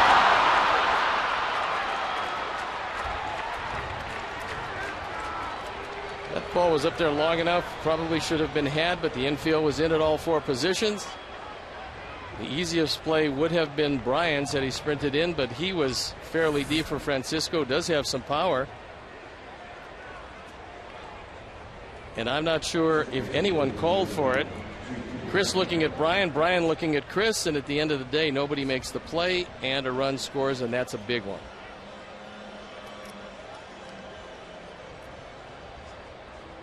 So now men on first and second with 1 out.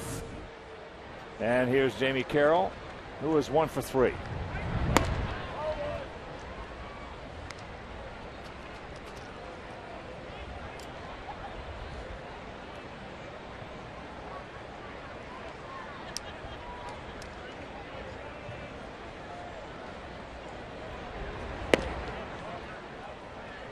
And the count 2-0.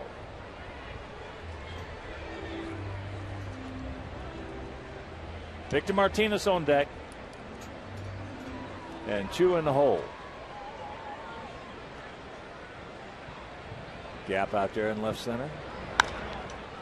And that's going to be a souvenir in the seats. Well, on the bright side, the Angels have taken the lead over the Tigers.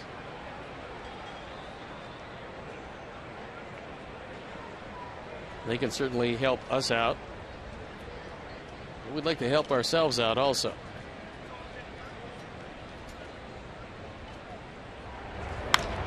There's a base hit. Just serves it out there in the right field. So the 2 walks issued by Wes Whistler have come around to score. And it's an 8-3 ball game. Jamie Carroll absolutely just wears us out. He's a type of hitter that truly knows the extent of his game and what he can't do. What he can't do is overswing. What he does do is, on high pitches like that, just take it into right field. If he needs a ground ball, he gets it. If he has to bunt, he'll do that. That's why he's so valuable for any team. So here's Victor. He is singled, grounded to first, and homered.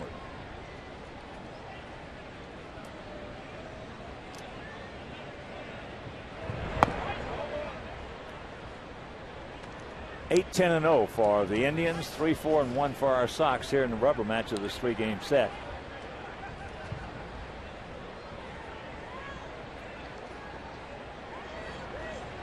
Still plenty of time up on that board. But at some point you got to shut them down. They don't have real good setup man before Kerry Wood. Betancourt is on the DL. They've had some problems in that department.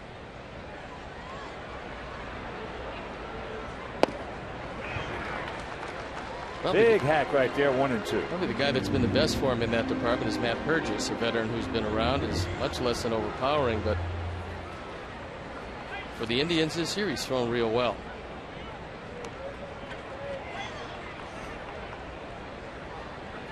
Runners at the corners, 1 out. Martinez does not run well. He gone. And that's out number 2.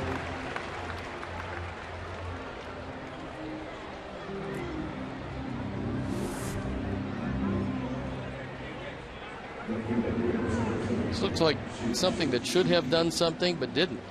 Just stayed there. I think Victor was expecting it to break. It didn't, and he threw it by him. Big out. So here is Chu. He's 1 for 3 with a homer.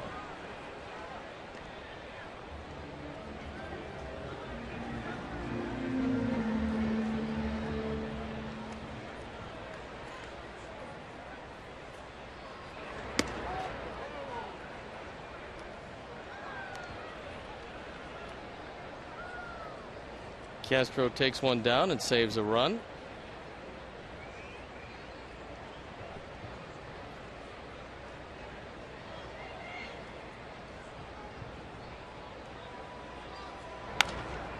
And that is souvenir left side.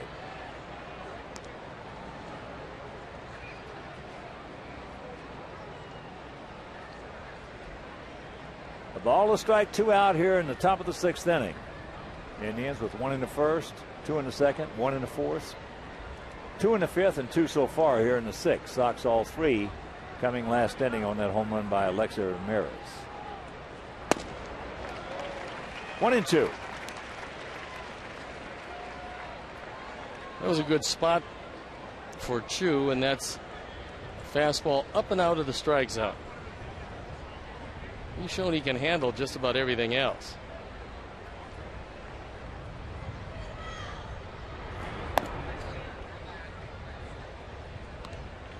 Struck out his first at bat, chased the bad one on a 3-2 count. Low and away.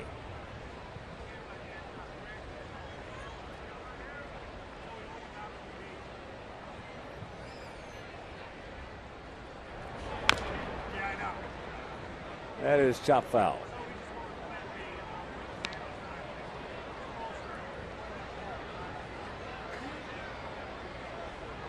That game in the bottom of the 8th inning at Comerica Park, 5-4 Angels over Detroit. Top of the 8th in the Bronx, 3-1 Tampa Bay over the Yankees.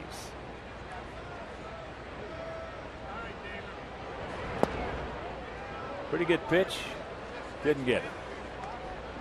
Well, after throwing the ball up a number of times, DJ decided to go down.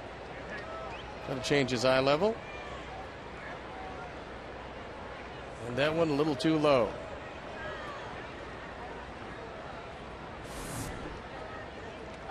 Two out to pay off.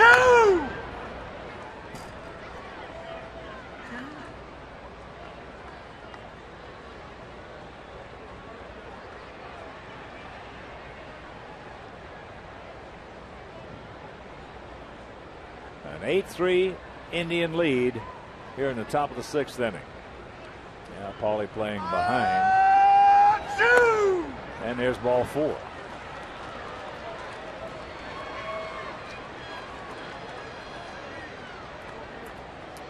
So that will load him up for Mark DeRosa, who is 0 for 3.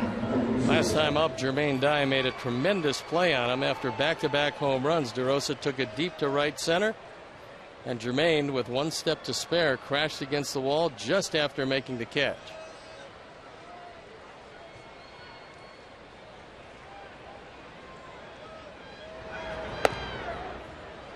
Little high neck in. 1-0 the count. Grew with the bases loaded. Mark DeRosa has been pretty impressive. 373. 34-year-old veteran.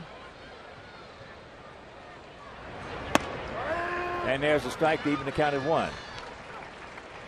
And DeRosa's name's already been bandied about in some trade scenarios.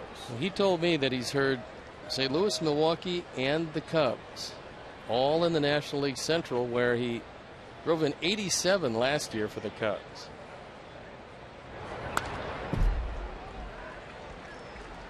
Pretty good hack at that one underneath it, and the count 1-2.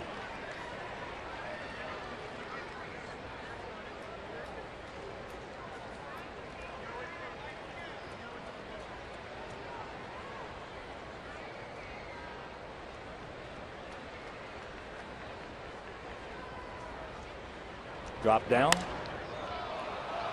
And that ball into center field. Can of corn for Brian Anderson, makes the catch, and it'll retire the side. But the 2 walks issued by Wes Whistler come around to score, and it is 8-3 bad guys.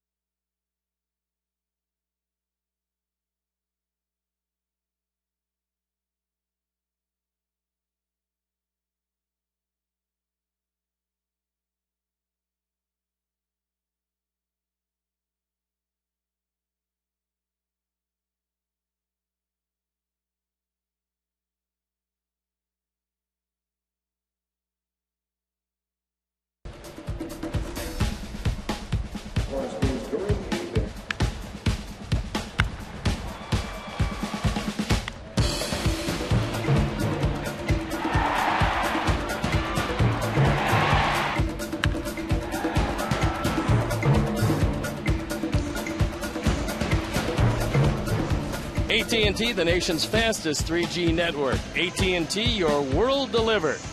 And Greg Aquino comes into the game. He's got a 5-run lead. It's 8-3 Indians. And Aquino signed as a free agent back on January 14th. 5 of his 6 appearances so far have been scoreless. Interesting outfits.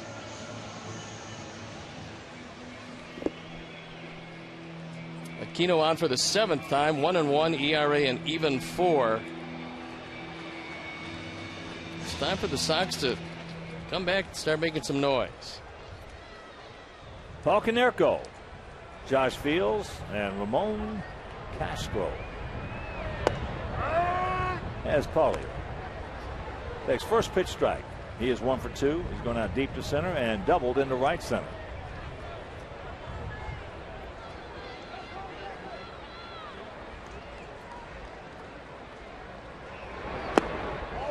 Lays off that one. To even the count at 1.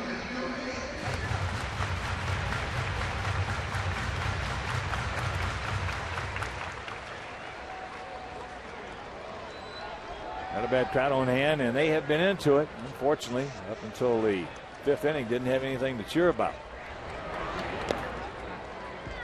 As the count moves to 2 balls and a strike.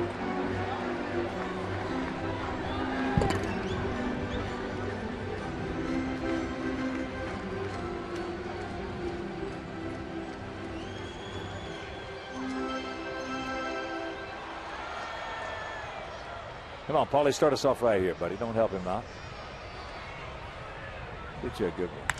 High and deep into left center field. Stretch. Stretch. Get on back there. He jumps and makes the catch. He just missed it. That's the second time in his homestand that Paul has taken a defender all the way back to the wall, only to see, in this case, Crowe make the catch. This is a high fastball, and Aquino thought it probably was out of the ballpark. But Crowe's measuring it all the way at the top of his jump, and I'm not sure it would have been out, but it turns out to be a nice catch. Here's Josh Fields. Takes a little high chin in. Aquino signed back in 1995 by the Arizona Diamondbacks. So he's been around a while.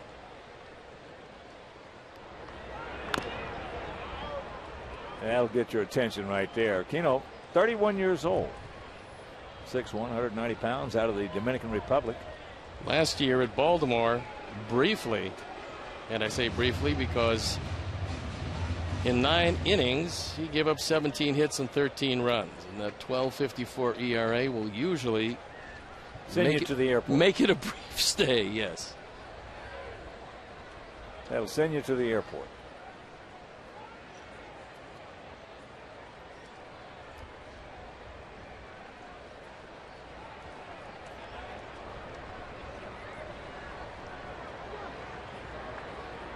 The 1-1 pitch.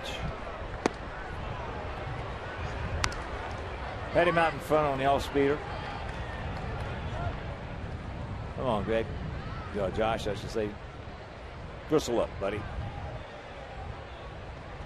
Greg Aquino on the bump.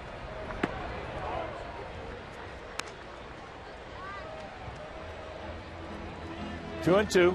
He comes into this year with major league totals at 2-4, an ERA of 5.40 in 135 games.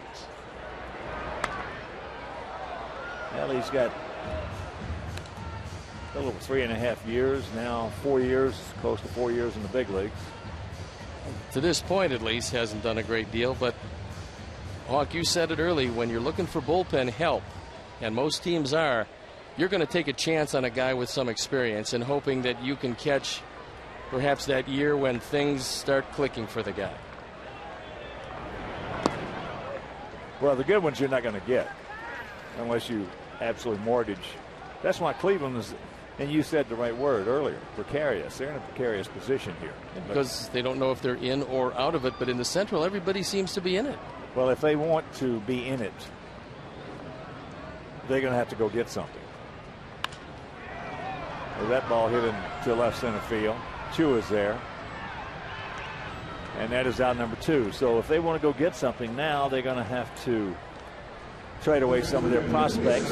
And if they really want to feel like they're in it, maybe put that whole organization, which is not in good shape right now, in a dire situation. Now, they don't have much to give away as far as the minor league is concerned. They've got Cliff Lee, who would bring them a lot, but that means that you're not really going after it this year. They've got Mark DeRosa. And if somebody really wants to overpay, they've got Kerry Wood. That ball hit down to third. Bobbled. So Castro Ramon will reach on the error by DeRosa. That's his 8th.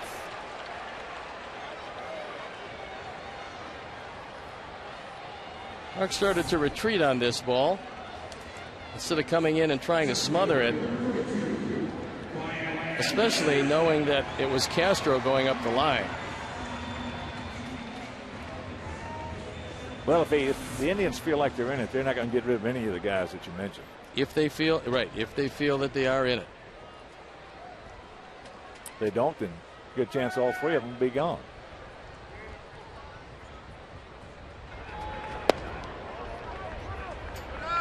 As Brian Anderson takes downstairs.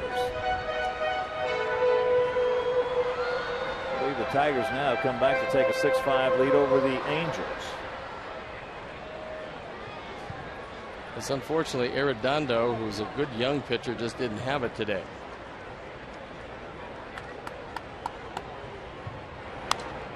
As that's fouled back.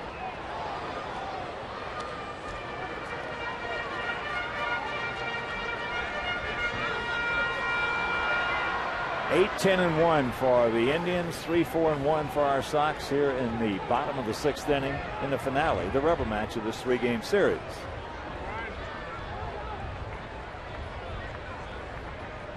Long look in by Greg Aquino.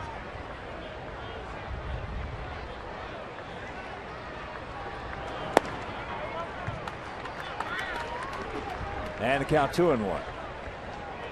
Chris Getz, the on deck hitter.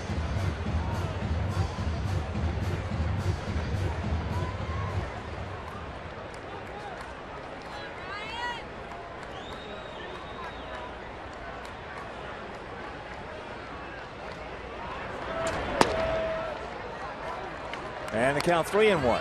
Aquino's trying to get this game to either Burgess or Perez. Both of them are guys they use to get the ball to Kerry Wood now that Betancourt is on the disabled list.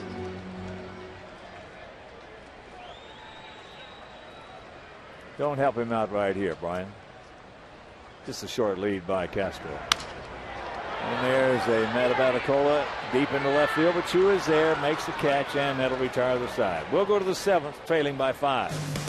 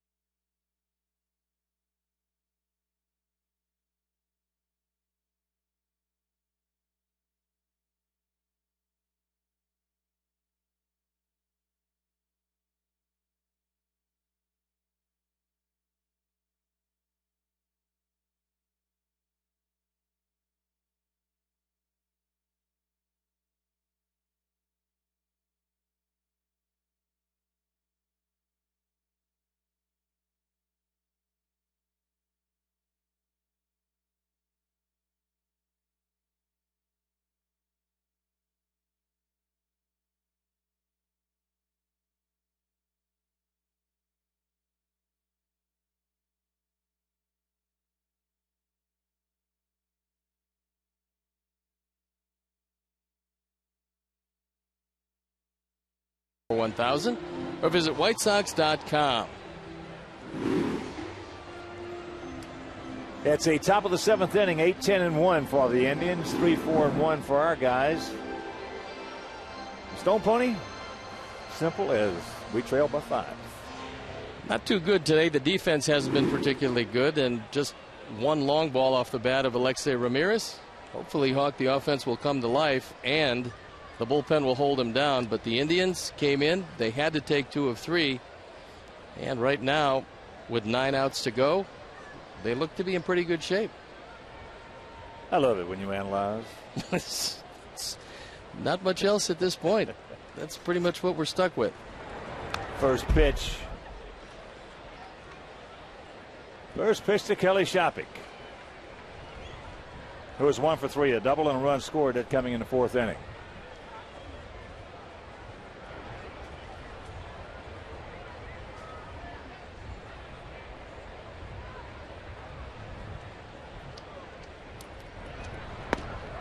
Good breaking ball right there, especially to a fastball hitter.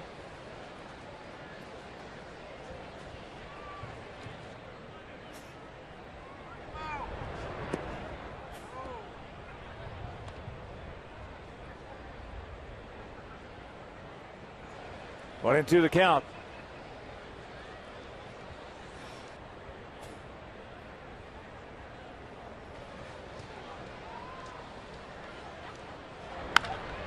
That breaking ball chopped foul. And once again, a reminder, we have a split doubleheader tomorrow starting at 1 o'clock. So make your plans to be with us. Clayton Richard against Armando Galarraga for Detroit. Then game 2 will start at the original starting time of 7:11. That's flared into right field. That's trouble if it's fair. Foul, thank you very much. And right now, let's check out our Felco remaining schedule in this homestand. 2 tomorrow, and then Tuesday, Wednesday, and Thursday. Tomorrow night, Jeremy Bonderman back on the bump against Jose Contreras back on the bump. Then on Tuesday, Mark Burley against Dontrell Willis. On Wednesday, Johnny Danks against Justin Verlander. And on Thursday, Gavin Floyd against Edwin Jackson. Drop down. And the count 2-2. After this homestand, interleague play coming back. And we've got the National League Central this year. So Milwaukee, the Cubs, and the Cincinnatis in a road trip. We've already had the Pittsburghs. We don't travel too far in that road trip. Here you go. 1 out.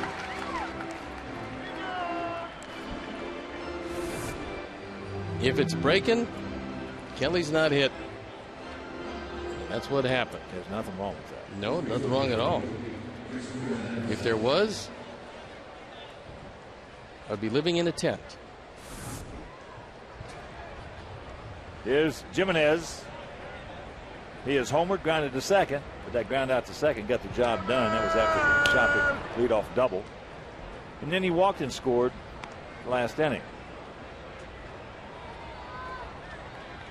There have been a lot of guys, a bunch of guys, play a long time in the big leagues and could not hit a breaking ball. No, you're going to see enough fastballs during the course of a day where if you don't miss the fastball when you get your pitch, if you don't foul it back, you're going to make a big living in this game for a long time.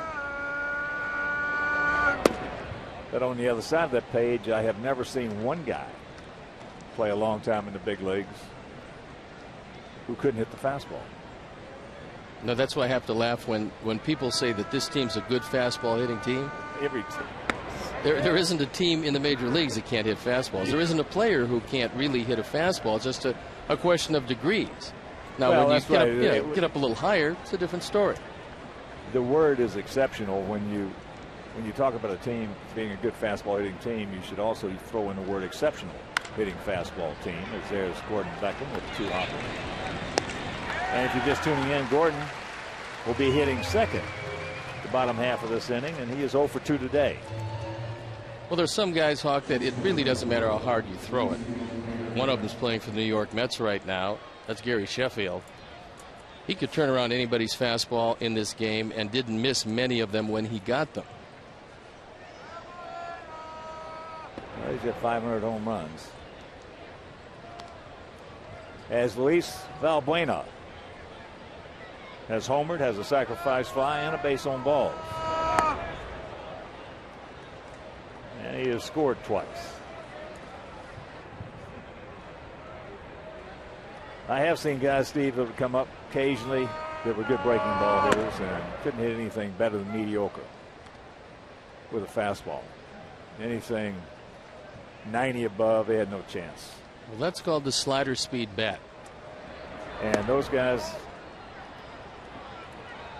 some of them lasted a while, as there is another walk right there issued, as Carrasco wants to know where the heck it was. And let's find out where it was.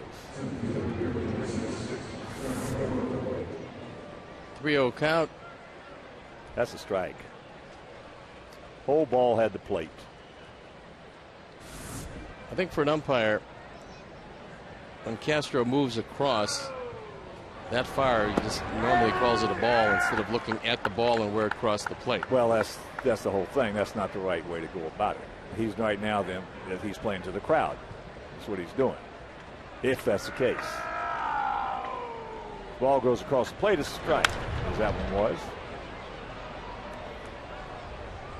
No, but you got some guys with slider speed bats that hung around for a while. But anything below 90 now, they could eat up that mediocre fastball stuff. So they munched up on that.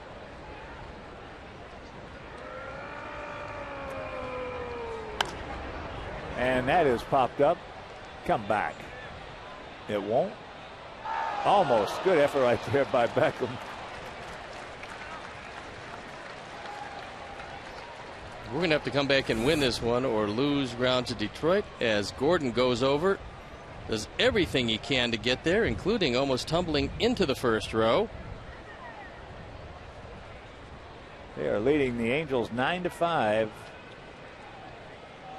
They scored 5 runs in the 8th inning. He gone. Backdoor breaking ball. Third strikeout for DJ. 7th inning stretch, not good.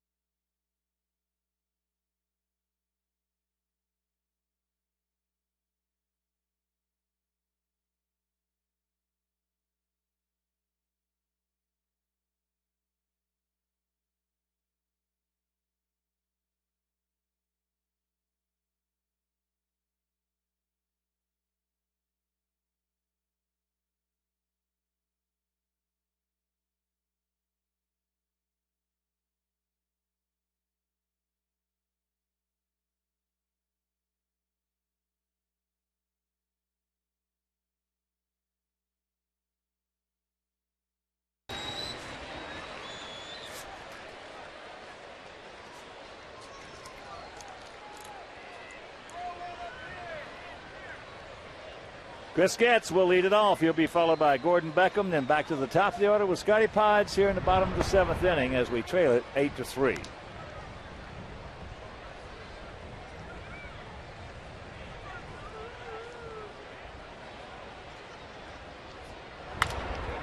To the shortstop. Bueno guns it over. Buena's got a pretty big arm. Yes, he does.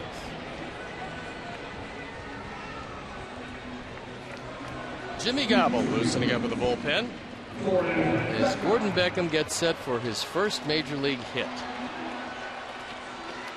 Gordon now 0 for 8 since being called up.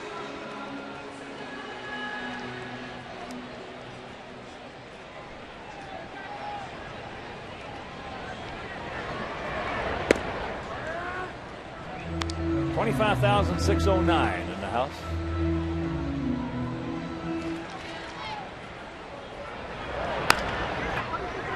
Down ball left side. And that is out number 2.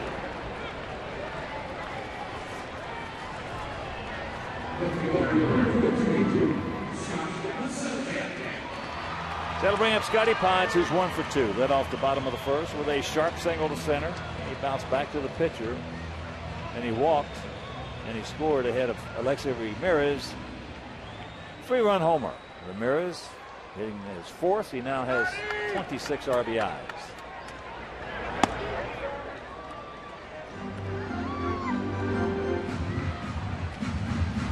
Minnesota hitting in the top of the first at Seattle.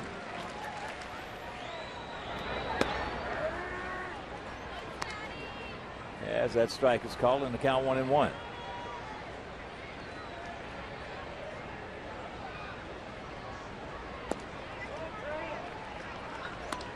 Turns that one over. 2 balls and a strike. Indians with 1 in the first. It was unearned. 2 in the second, 1 in the fourth, 2 in the fifth, 2 in the sixth. Our 3 coming in the 5th. Twice they have gone back to back. As he checks it up. And the count 3-1. Luis Vizcaino loosening up the bullpen.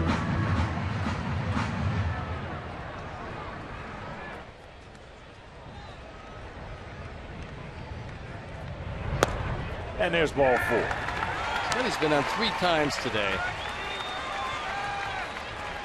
And since he's moved into the leadoff spot, he's done a great job of getting on base.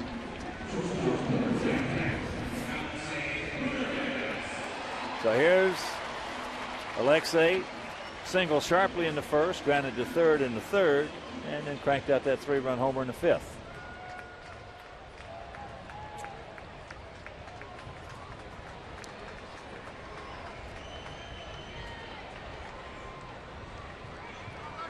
Come on, Alexei.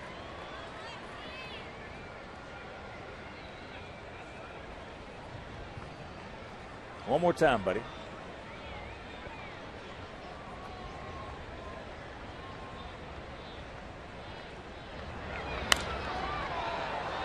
Out and around it, hooks it. Get out of here. It's trying to come back, and it will. Alexei can't believe it. He thought that ball was going to be way back into the seats. Meanwhile, it's caught, and that'll retire the side. We'll go to the 8th, still trailing by 5.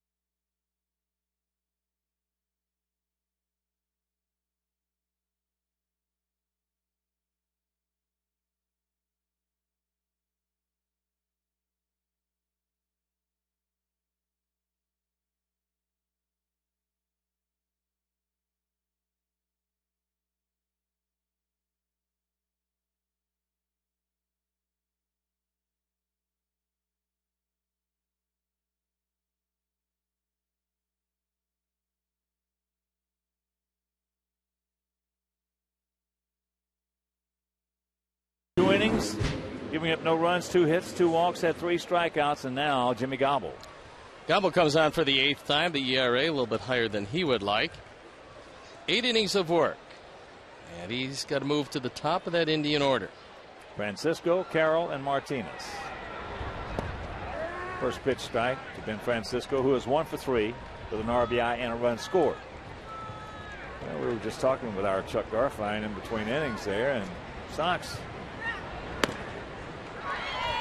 in the middle of this hex of first-time starters they've never seen have a chance to be now 1-8.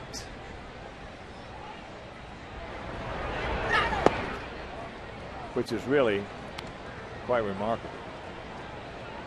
And you consider that a lot of the first-time starters, although some of them had pretty good stuff, but a lot of them had pretty high ERAs coming in. He did not go. Yeah, David Huff came in today, if you're just joining us, with an 0-2 record and a 9.77 ERA.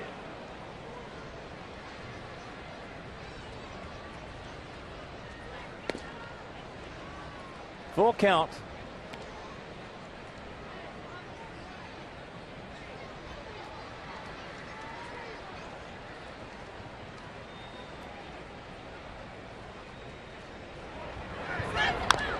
Chops that one foul. I remember facing a lot of rookie pitchers coming in. And I remember being struck out first time around, maybe the first 2 times around by him, but I don't think in all the times that I was ever on the club that faced 8 of them or 9 of them and lost 8 of them. That ball's hammered. Scotty Paz makes the call, has the ball. He put up the glove and let Brian Anderson know that he was going to make that play all the way, so he measured it well and ran it down.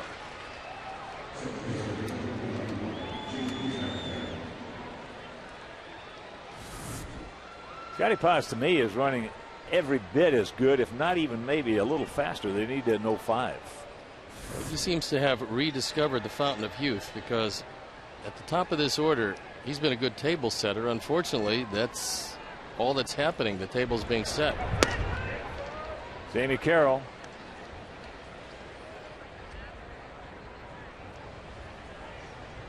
Carroll, what new? 2 for 4, RBI single and a double.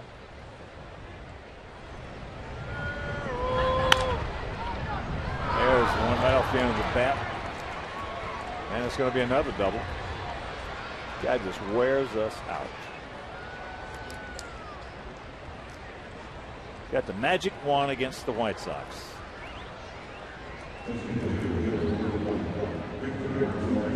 In the first inning, he needed a ground ball with the infield back conceding the run. He got it. Then a double. Then a base hit to right, which scored a run. Now base hit, well, a double to left. So he's driven in a pair with 3 hits today. Came in with 1 double. So here's Victor. Martinez is 2 for 4, a single and a homer.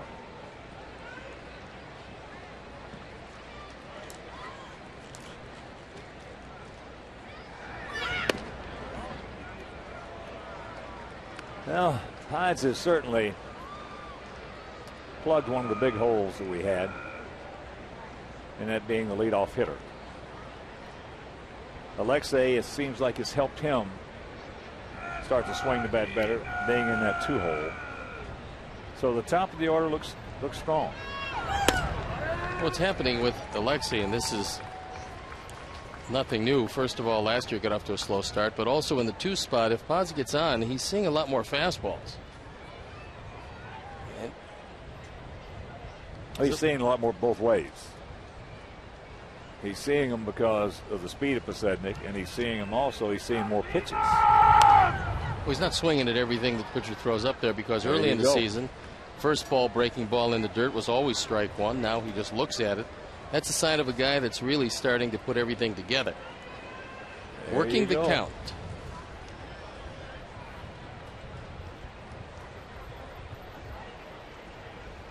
Just got to get some of the other guys going.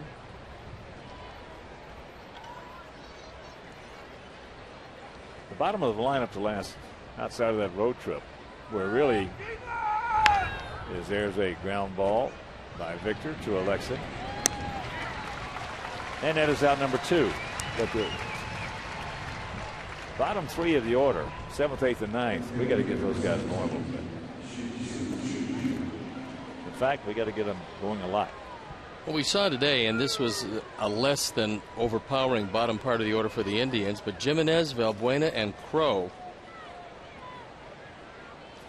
Back-to-back home runs out of Jimenez and Valbuena, and a base hit and a sacrifice from Crow that led to 2 runs. So their bottom 3 has certainly gotten the job done today. Well, in the last 4 games, we've only had 2 hits out of our last 3 hitters. Last 5 games, we've had 4 hits. Last 6 games, we have had 4 hits. I'm talking about total. Last 6 games, we've had 4 hits out of our 7th, 8th, and 9th hitters.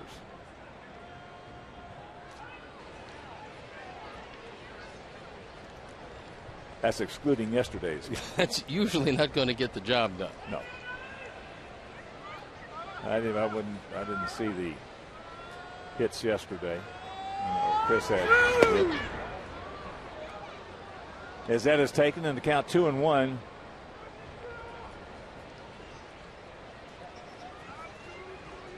And we understand we had 2 hits from our bottom 3 yesterday. Jets had both of them. So those 3 guys have got to get something going. And the count 3-1. DeRosa on deck.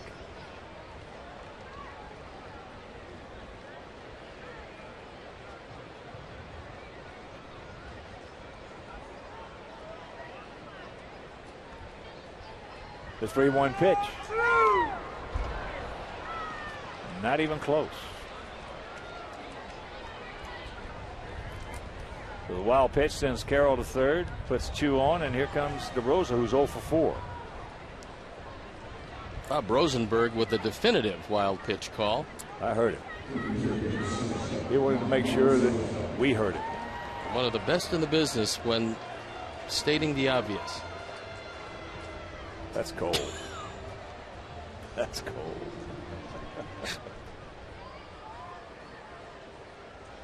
DeRosa has popped to first, grounded to third, was robbed of a base hit on a beautiful catch by Jermaine Dye, and he also has gone out to center. And almost took that one in the knee.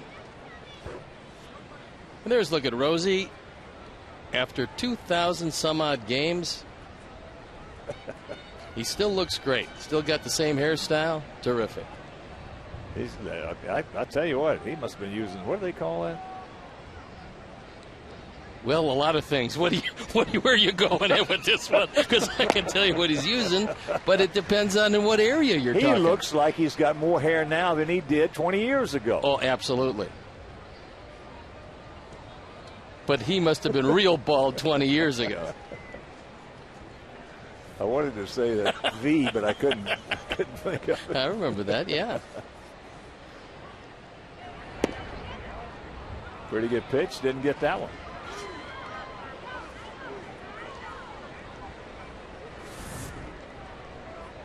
Take another look at it. That ball's over the plate. Yep. And is high enough. Especially to Mark, who has those low knees. And that's popped up. And that's going to be out of play. So 2 balls, 2 strikes, 2 out, 2 on. Here in the top of the 8th, 8-3 Indians.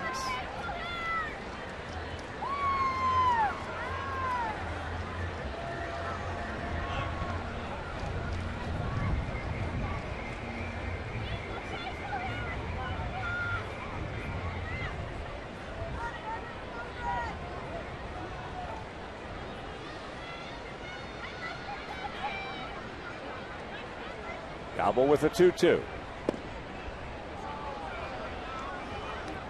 So a full count with Kelly Shop on deck. And DeRosa to this point is the only Indian starter without a base hit. They've been scattered out. They only have 11.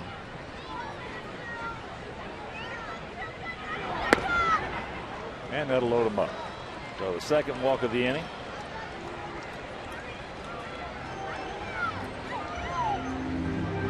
And the seventh walk issued by Sox pitching.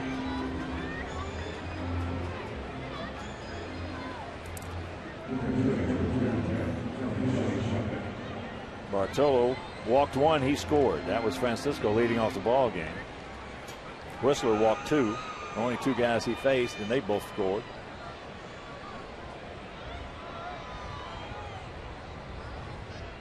So Sox packed with Indians. And there's ball one.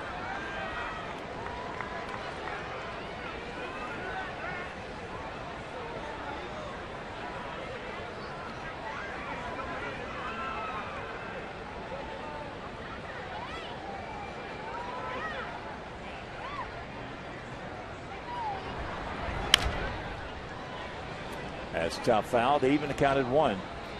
Detroit won that game 9-6 rather over the Angels. Getting ready to wend their way here. Toronto beat Kansas City 4-0. What was that? It had to be Doc. It was. What a year he's having. Now 10-1. 10-2. Good rip right there underneath it. We'll certainly check on that. 10-1. A complete game, 7 strikeouts, and he's 10-1. Got the inside track on that Cy Young Award. The good doctor. He's something.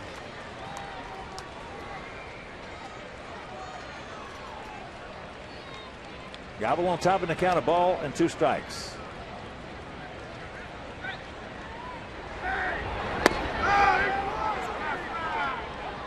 He did not go.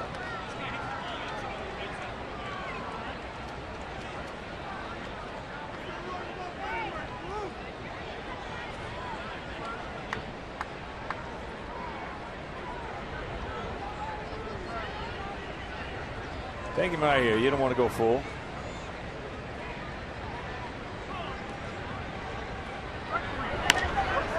That's into right field short. Jermaine is there. Can of corn.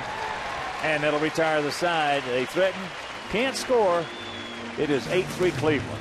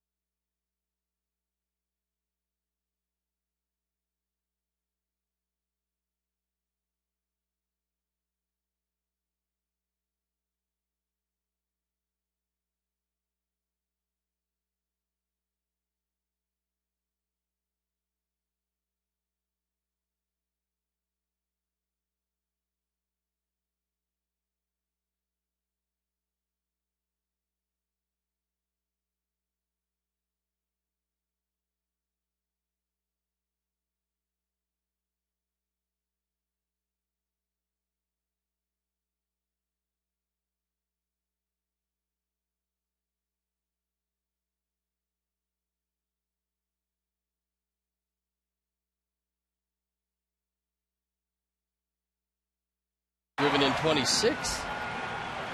Responsible for the 3 Sox runs. And if you're just tuning in, Bartolo Colon started for us against David Huff, 24-year-old rookie southpaw. Huff went 5 innings, giving up that 3-run homer Stoney, but Bartolo, rough outing. It was a very tough outing for Bartolo. He gave up 4 home runs today, and unfortunately didn't have his location And this Indian team, which is a lot more powerful than you would think with 4 of their home run hitters out of the lineup, suddenly jumped up and bit him. So a pitching change. Luis Vizcaino comes in this season. Combined numbers between the Cubs and the Indians, 1 and 2 ERA, pretty good, 154. Left-handers this year hitting 0.67, but normally the left-handers give him a hard time because of that low 3/4 motion.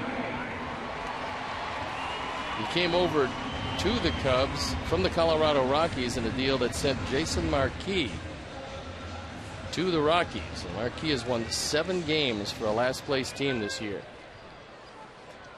Here's JD. He'll be followed by Paulie and Josh Fields. 8-11-1 for them, 3-4-1 for us here in the finale of this 3-game set.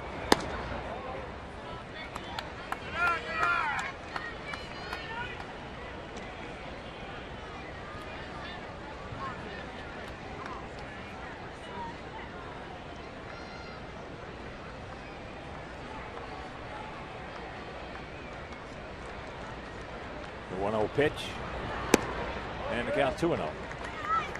Well, we come off that road trip 5-1. Everybody is really feeling good. Everybody is twittering. Sun is shining. Birds are singing. Stars are out at night. Absolutely. Great weather. Expecting things, and all of a sudden we win the first game of that Oakland series. Now we're 6 out of the last 7.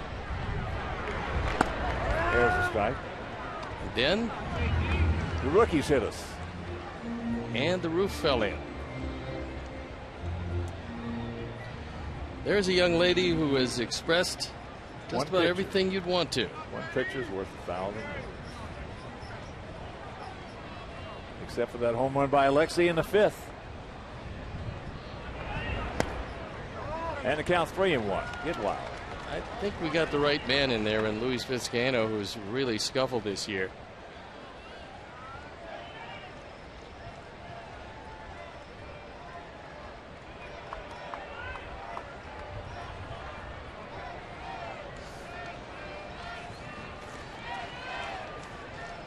The 3-1 pitch. And there's the leadoff walk. Hergis and Perez, those are the 2 guys who are the normal setup man. And Hergis has been remarkable. Matt Hergis has been around a long time in a lot of different places. ERA of 1.13 in 10 games. And Octavio Dotel getting loosened up in the pen. So here's Paulie. Paulie has hit the ball good today. Has 1 hit to show for it, a double. And he has faced Vizcaino 5 times, has 1 hit.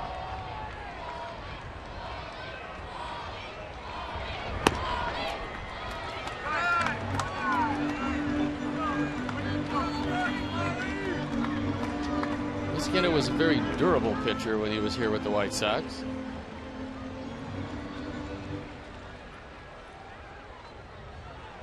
Yes, he was. He would eat up a lot of innings for you. And that's what primarily his job was. Just an innings eater. And he certainly had the opportunity to do that. But he's really a nice guy, too. He's good teammate. Nice guy. Well, then we won't hold it against him if he misses the plate a couple more times. No. He's got enough nice saved up.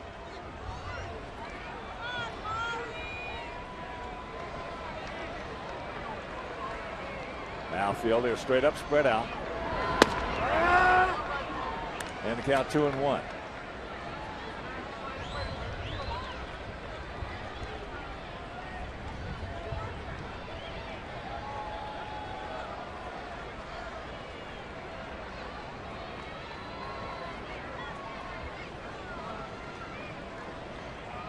Just a decent lead by JD.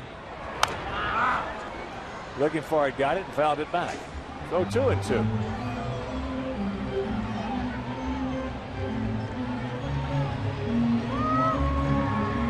8-3 Cleveland. And once Once again, a reminder, tomorrow, first game of that split doubleheader at 1 o'clock. Clayton Richard against Armando Galarraga. Can't make it to the ballpark. That game will be over WGN. In game 2, regularly scheduled time of 7-11, Jose Contreras against Jeremy Binderman in that game over WCIU Channel 26. There's a shot base hit. That'll be a call.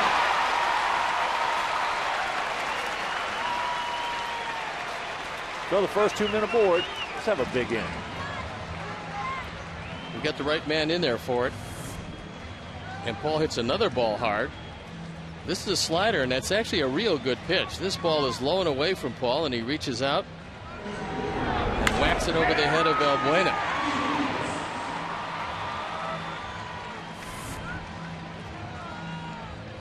So here's Josh. Josh has walked, grounded to short, gone out to left, and also picked up a stolen base.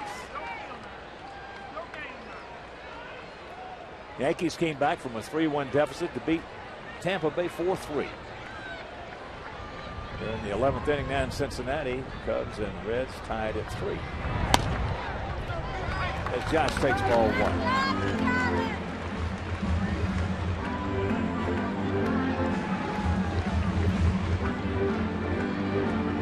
Texas beats Boston 6-3 at Fenway.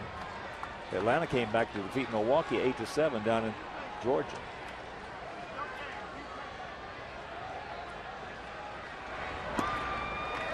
And the count 2-0.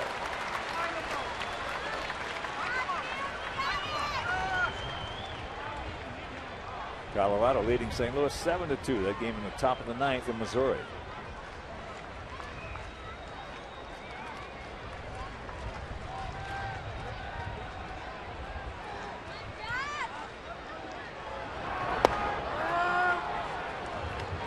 Josh taking all the way in the strike. Lone Castro on deck. I feel very deep all the way around.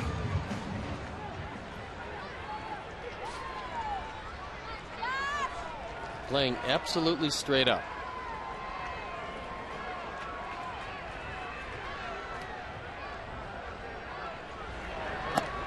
And the count 3-1.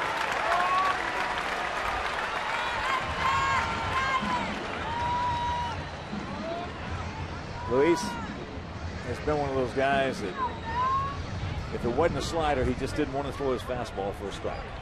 That's one of the reasons why left-handers historically have done such a good job against him, because that slider to left-handers from the low 3/4 angle doesn't do real well. Full count. There's the pitch that Josh has to lay off of. He can lay off that pitch, he can do some damage.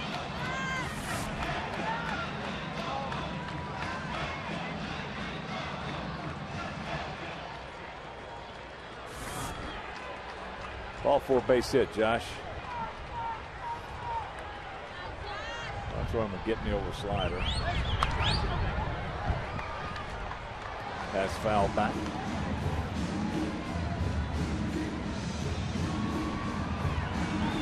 $25,609 on an overcast and pleasant day here in the beautiful city.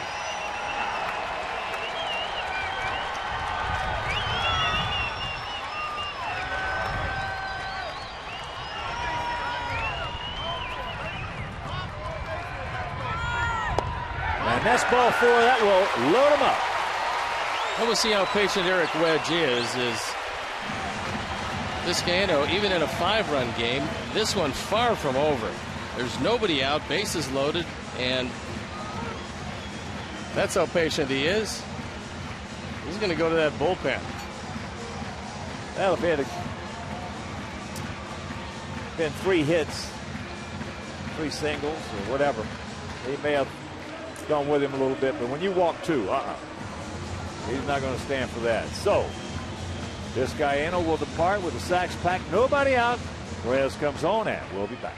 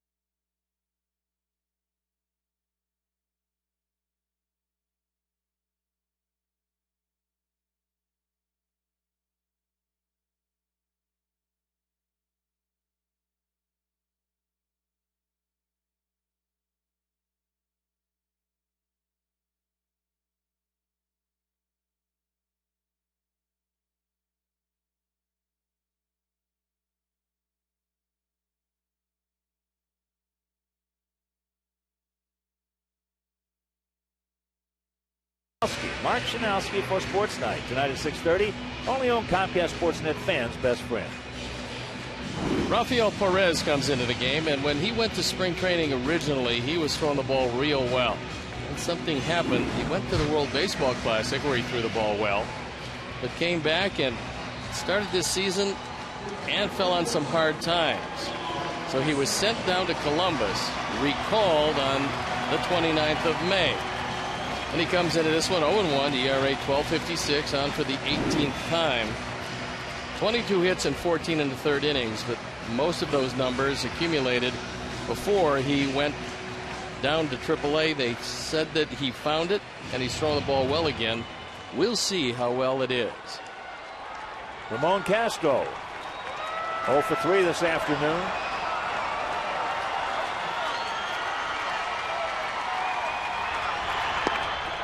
Takes ball 1.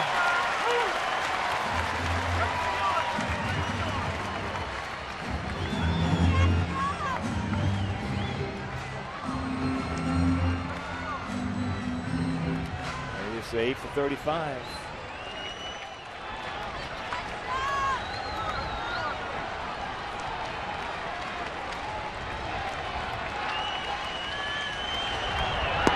And the count 2-0. When Perez was right, he had a great back foot slider. You just saw a couple of them, and he missed with both.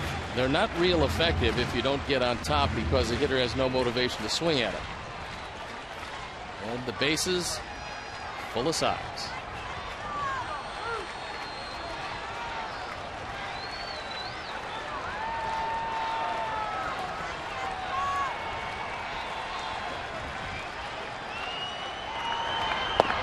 And the count 3-0.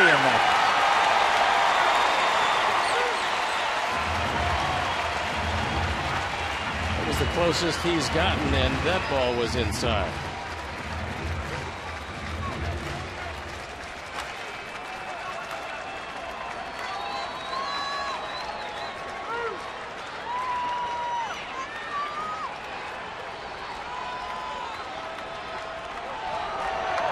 One swing of the bat. One swing of the bat, and this ball game could be tied up as JD will score, and it's an 8-4 ball game.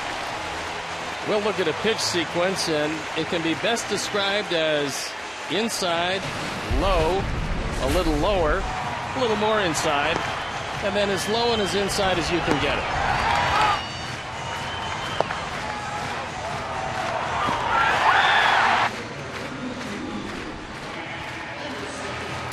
So here's Brian. He has grounded to short, walked and scored, and he's going out to left.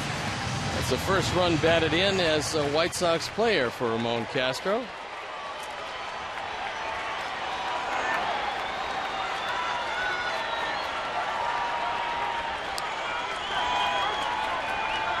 Eight-4 Cleveland on top here in the bottom of the 8th. Sox pack nobody out.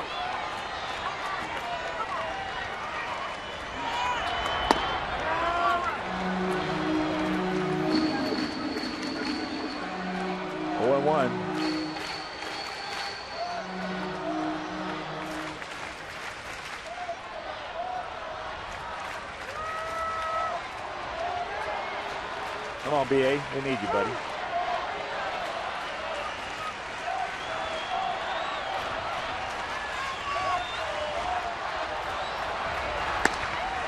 And the count evens in 1.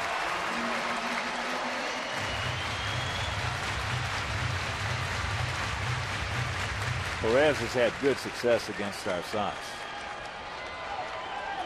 He was pretty tough against everybody, and for some reason he stopped getting the ball over the plate before they demoted him. Well, we don't have anybody on our club that's ever had 2 hits off of him.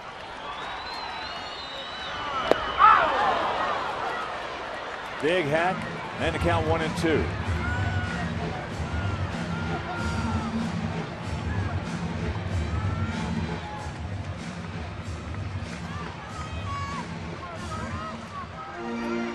And nobody on our team has ever hit a home run off of him.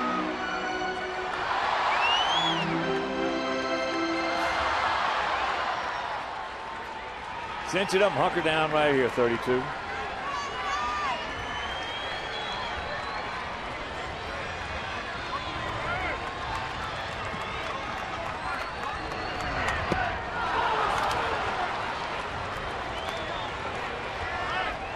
1 out. This is more reminiscent of what he can do when he gets ahead. That's one of the reasons why in 07 he had a 1.70 ERA in 44 ball games and a 1-2 record for these same Indians. So he was one of the toughest left-handers around. Chris Getz is going to be taken down for Jason Nix.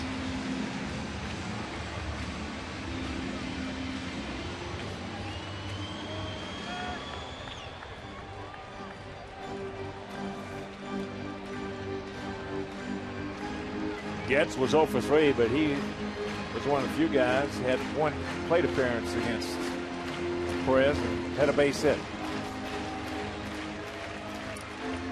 So the outfield, for the most part, straight up, spread out. DeRosa off the line at third.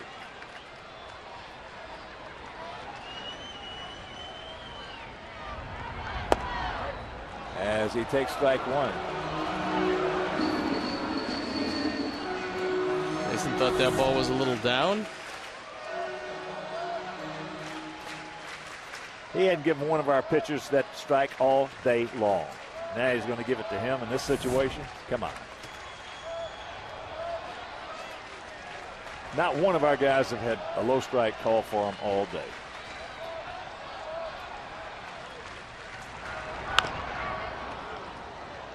And now very quickly to count 0-2. So he's in a big hole. This is where you really have to lay off that slider low and in. But this is also the time that Perez likely to throw one in the dirt.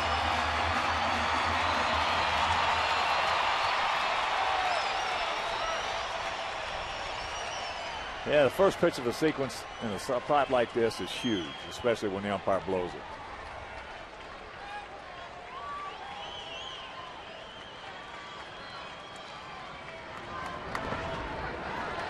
Nice stop by Shopik. That was a real good play by Shopik because that makes a world of difference. It scores a run, moves runners up to second and third if he doesn't corral this one. And this ball bounces well in front of him. You see him bring the elbows in. That's really the key. Bring the elbows in, angle the body. You don't have to catch it. You have to make sure that if it does bound away, it's right in front of you and the runners can't advance. Well, one of the other big keys is to make sure you get the glove down in the thing and then don't try to catch it. If you try to catch it, it's got an excellent chance of hitting the side of the glove and going away. 1-2.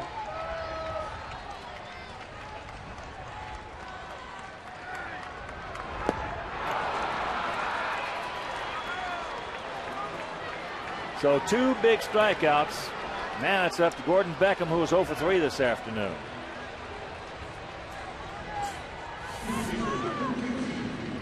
Perez is pretty much slider, slider, slider. That ball in the dirt. He doesn't throw it for a strike very often, but if you're swinging, it doesn't matter.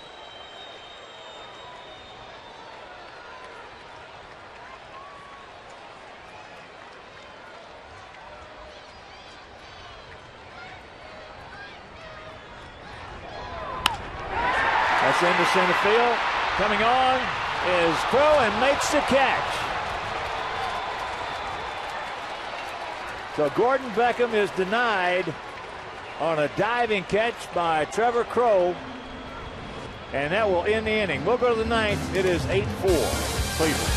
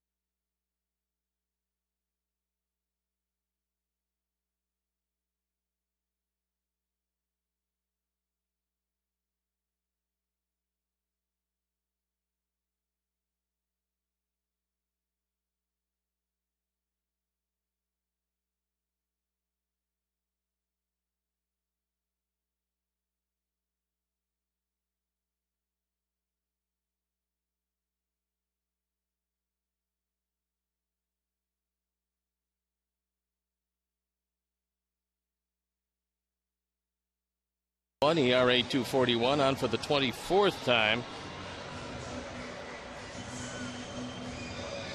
Left-handers haven't done very much.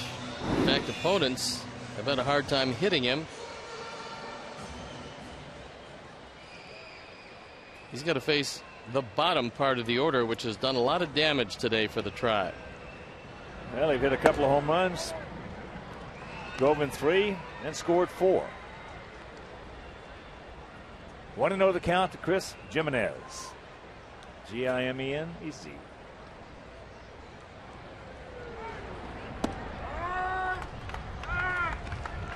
That's a strike, and the count evens.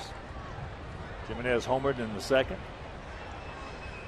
Grounded to 2nd in the 4th. Walked in the 6th and scored. Then grounded to 3rd in the 7th. Checks it up, fouls it off in the count 1-2.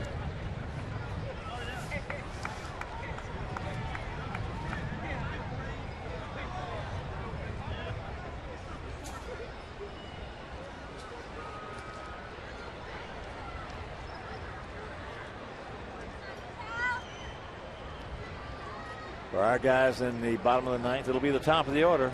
Pods, Alexi, Dye, Canerco, Fields, Castro. Those are the schedule hitters. Hopefully more. It's a good chance they'll be facing Kerry Wood.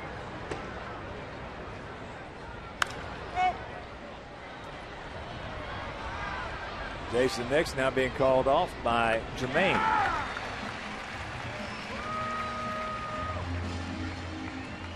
So 1 out. That'll bring up the shortstop, Luis Valbuena. He's had a pretty good day, both in the field and with the bat. He can throw. We saw that.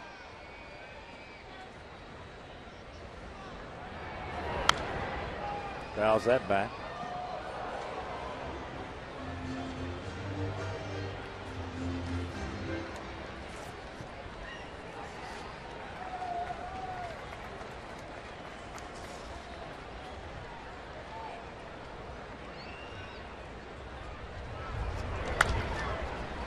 And the count 0-2. Valbuena out of Zulia in Venezuela.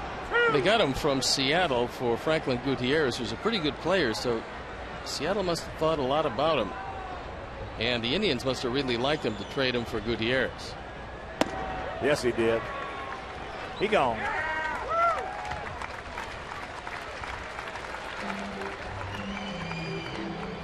Two down.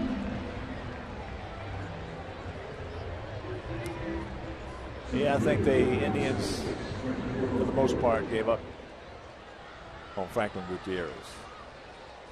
Well, they had an outfield that was pretty full, and they wanted to play Chu, and they didn't know that Sizemore was going to get hurt, so they had Francisco out there. Well, what it boiled down to was Gutierrez and Francisco. Yep. They picked the one they thought was obviously a better player.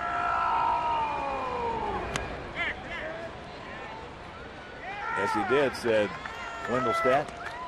And the count 0-2. Cole was 1 for 3, had a base hit, also a sacrifice bunt.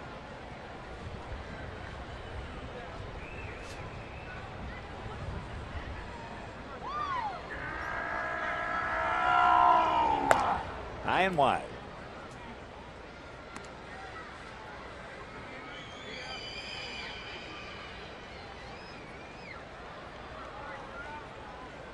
Final now from St. Louis. Colorado beats the Cardinals 7-2. Minnesota trailing Seattle 1-0. Twins hitting in the top of the 3rd. He gone. Hook. 1, 2, 3 inning. A couple of strikeouts for OD. We'll go to the bottom of the 9th. It'll be the top of the order.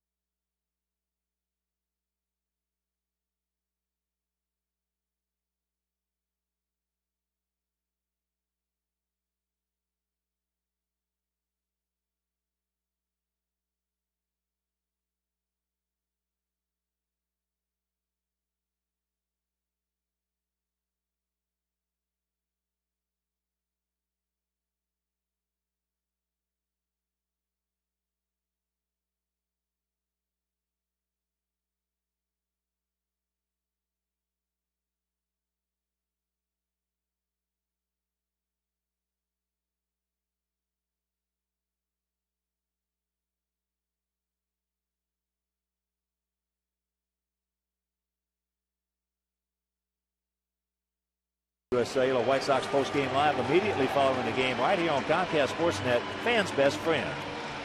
Kerry Wood comes into the game. He's 2-2, ERA 5.89 out for the 22nd time. He's got 8 saves. Given up 4 home runs in 18 and a third innings, along with 19 hits. He's fanned 22. That's a good number. He's walked 11. That's not in 18 and a third innings, but he still has pretty good stuff. And the Indians, who still believe that they've got a good chance to win this one, decided to give Kerry a 2-year contract. They had all kinds of problems in their closer situation, and Kerry is the closer. Scotty Pons will lead it off. He is 1 for 2, a couple of walks and a run scored. So the 31-year-old right-hander, soon to be 32, for his first pitch over at 94 for a strike. Kerry will be 32 years old in 9 days. Kerry had a real tough game against Kansas City and then shaved off a very long goatee. And the count 0-2. That's the pitch that he feels he can get over the best, and that's that slider. When he's having any kind of release point problems, it's a slider that he'll go to. Scotty Pons didn't take care for that call. That was up a little too high.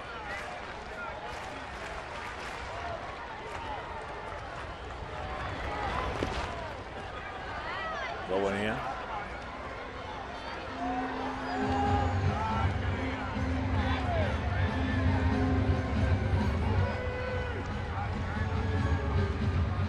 Kerry, an 11-year veteran. But a lot of that time spent on the DL. And an icon on the north side of this city.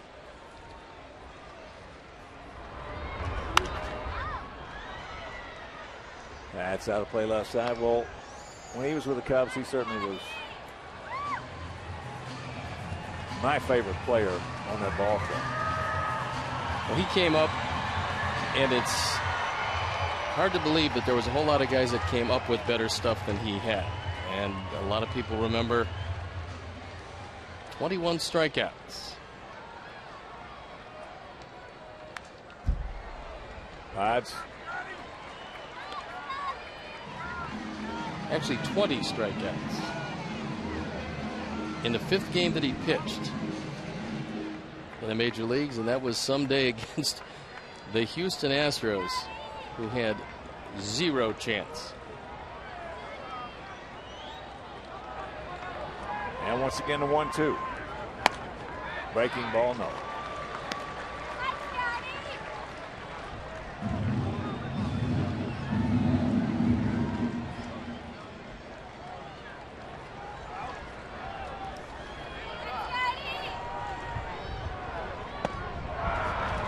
Got him upstairs. Now, once the umpire calls one on you up there, you are prone to chase a bad one up there. Slider's way up and out of the zone.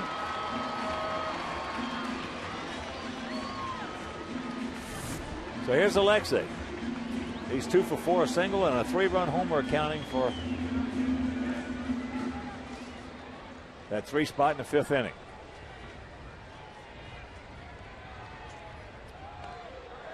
Breaking ball, strike.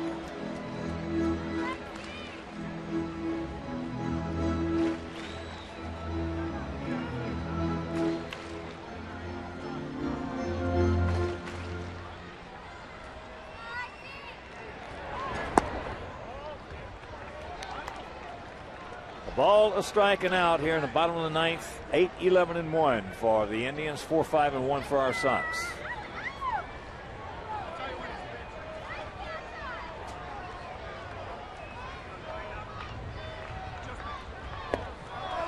And there's the strike. It's a knee buckling breaking ball.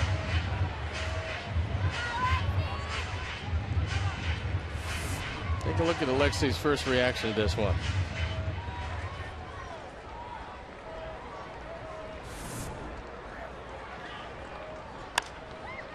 And that is out of play right side.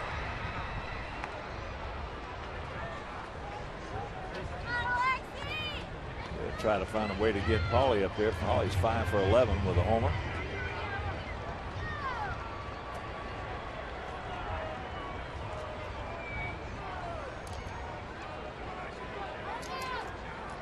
Hodge was 5 for 14.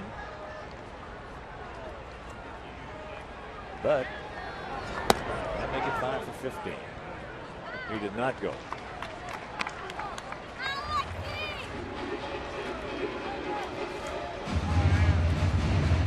Once again, a reminder, a split doubleheader tomorrow. Make your plans to be here. First game at 1 o'clock against the Tigers. Clayton Richard against Armando Galarraga. Game 2 will start at its regularly scheduled 7:11 time. Got him right there. 2 down.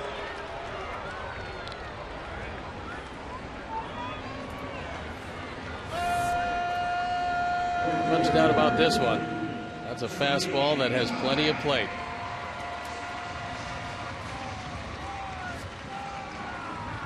So here's Jermaine.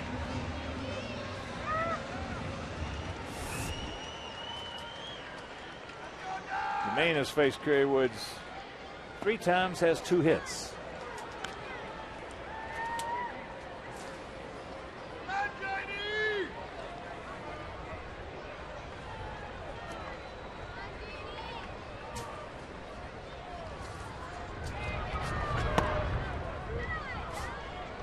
And a 2-0 count. 5-game series starting with the Tigers, who beat the Angels today 9-6. Leaf scoring 5 times, had to score 5 times in the bottom of the 8th. There's the ball upstairs. And the count 3-0 with Konerko on deck.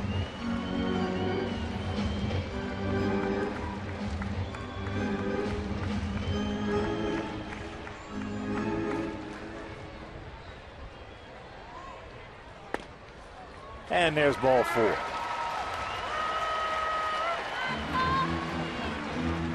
Eighth walk issued by Indian pitching today. Paulie's had a good day today. He's hit the ball hard each and every time and has a couple of hits to show for it. Just missed taking one out of the ballpark. That was back in the 6th inning. Just a couple of feet short.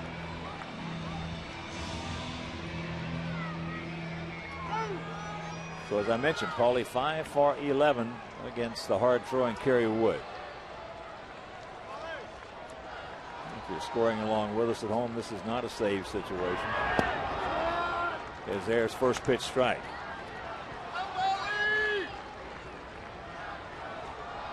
Indians trying to make it 2 out of 3.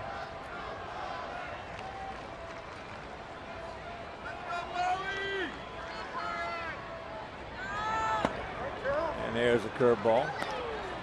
Gets a lot of feedback on that one. And the count 0-2. A lot of rotation on that one. Well, it used to be one of those that he threw 81, 82 miles an hour and nobody would touch it. And then he'd throw you an unhittable slider. The only thing he's only had trouble doing during the course of his career, Hawk, because his stuff has always been unhittable, has been staying healthy. When he's been healthy, he's always won. We're down to our last bullet. There's a fastball, and this ball game is over. So the rubber match of this 3-game set. Indians one time had a 6-0 lead, and they win it 8-4. Right now, let's check out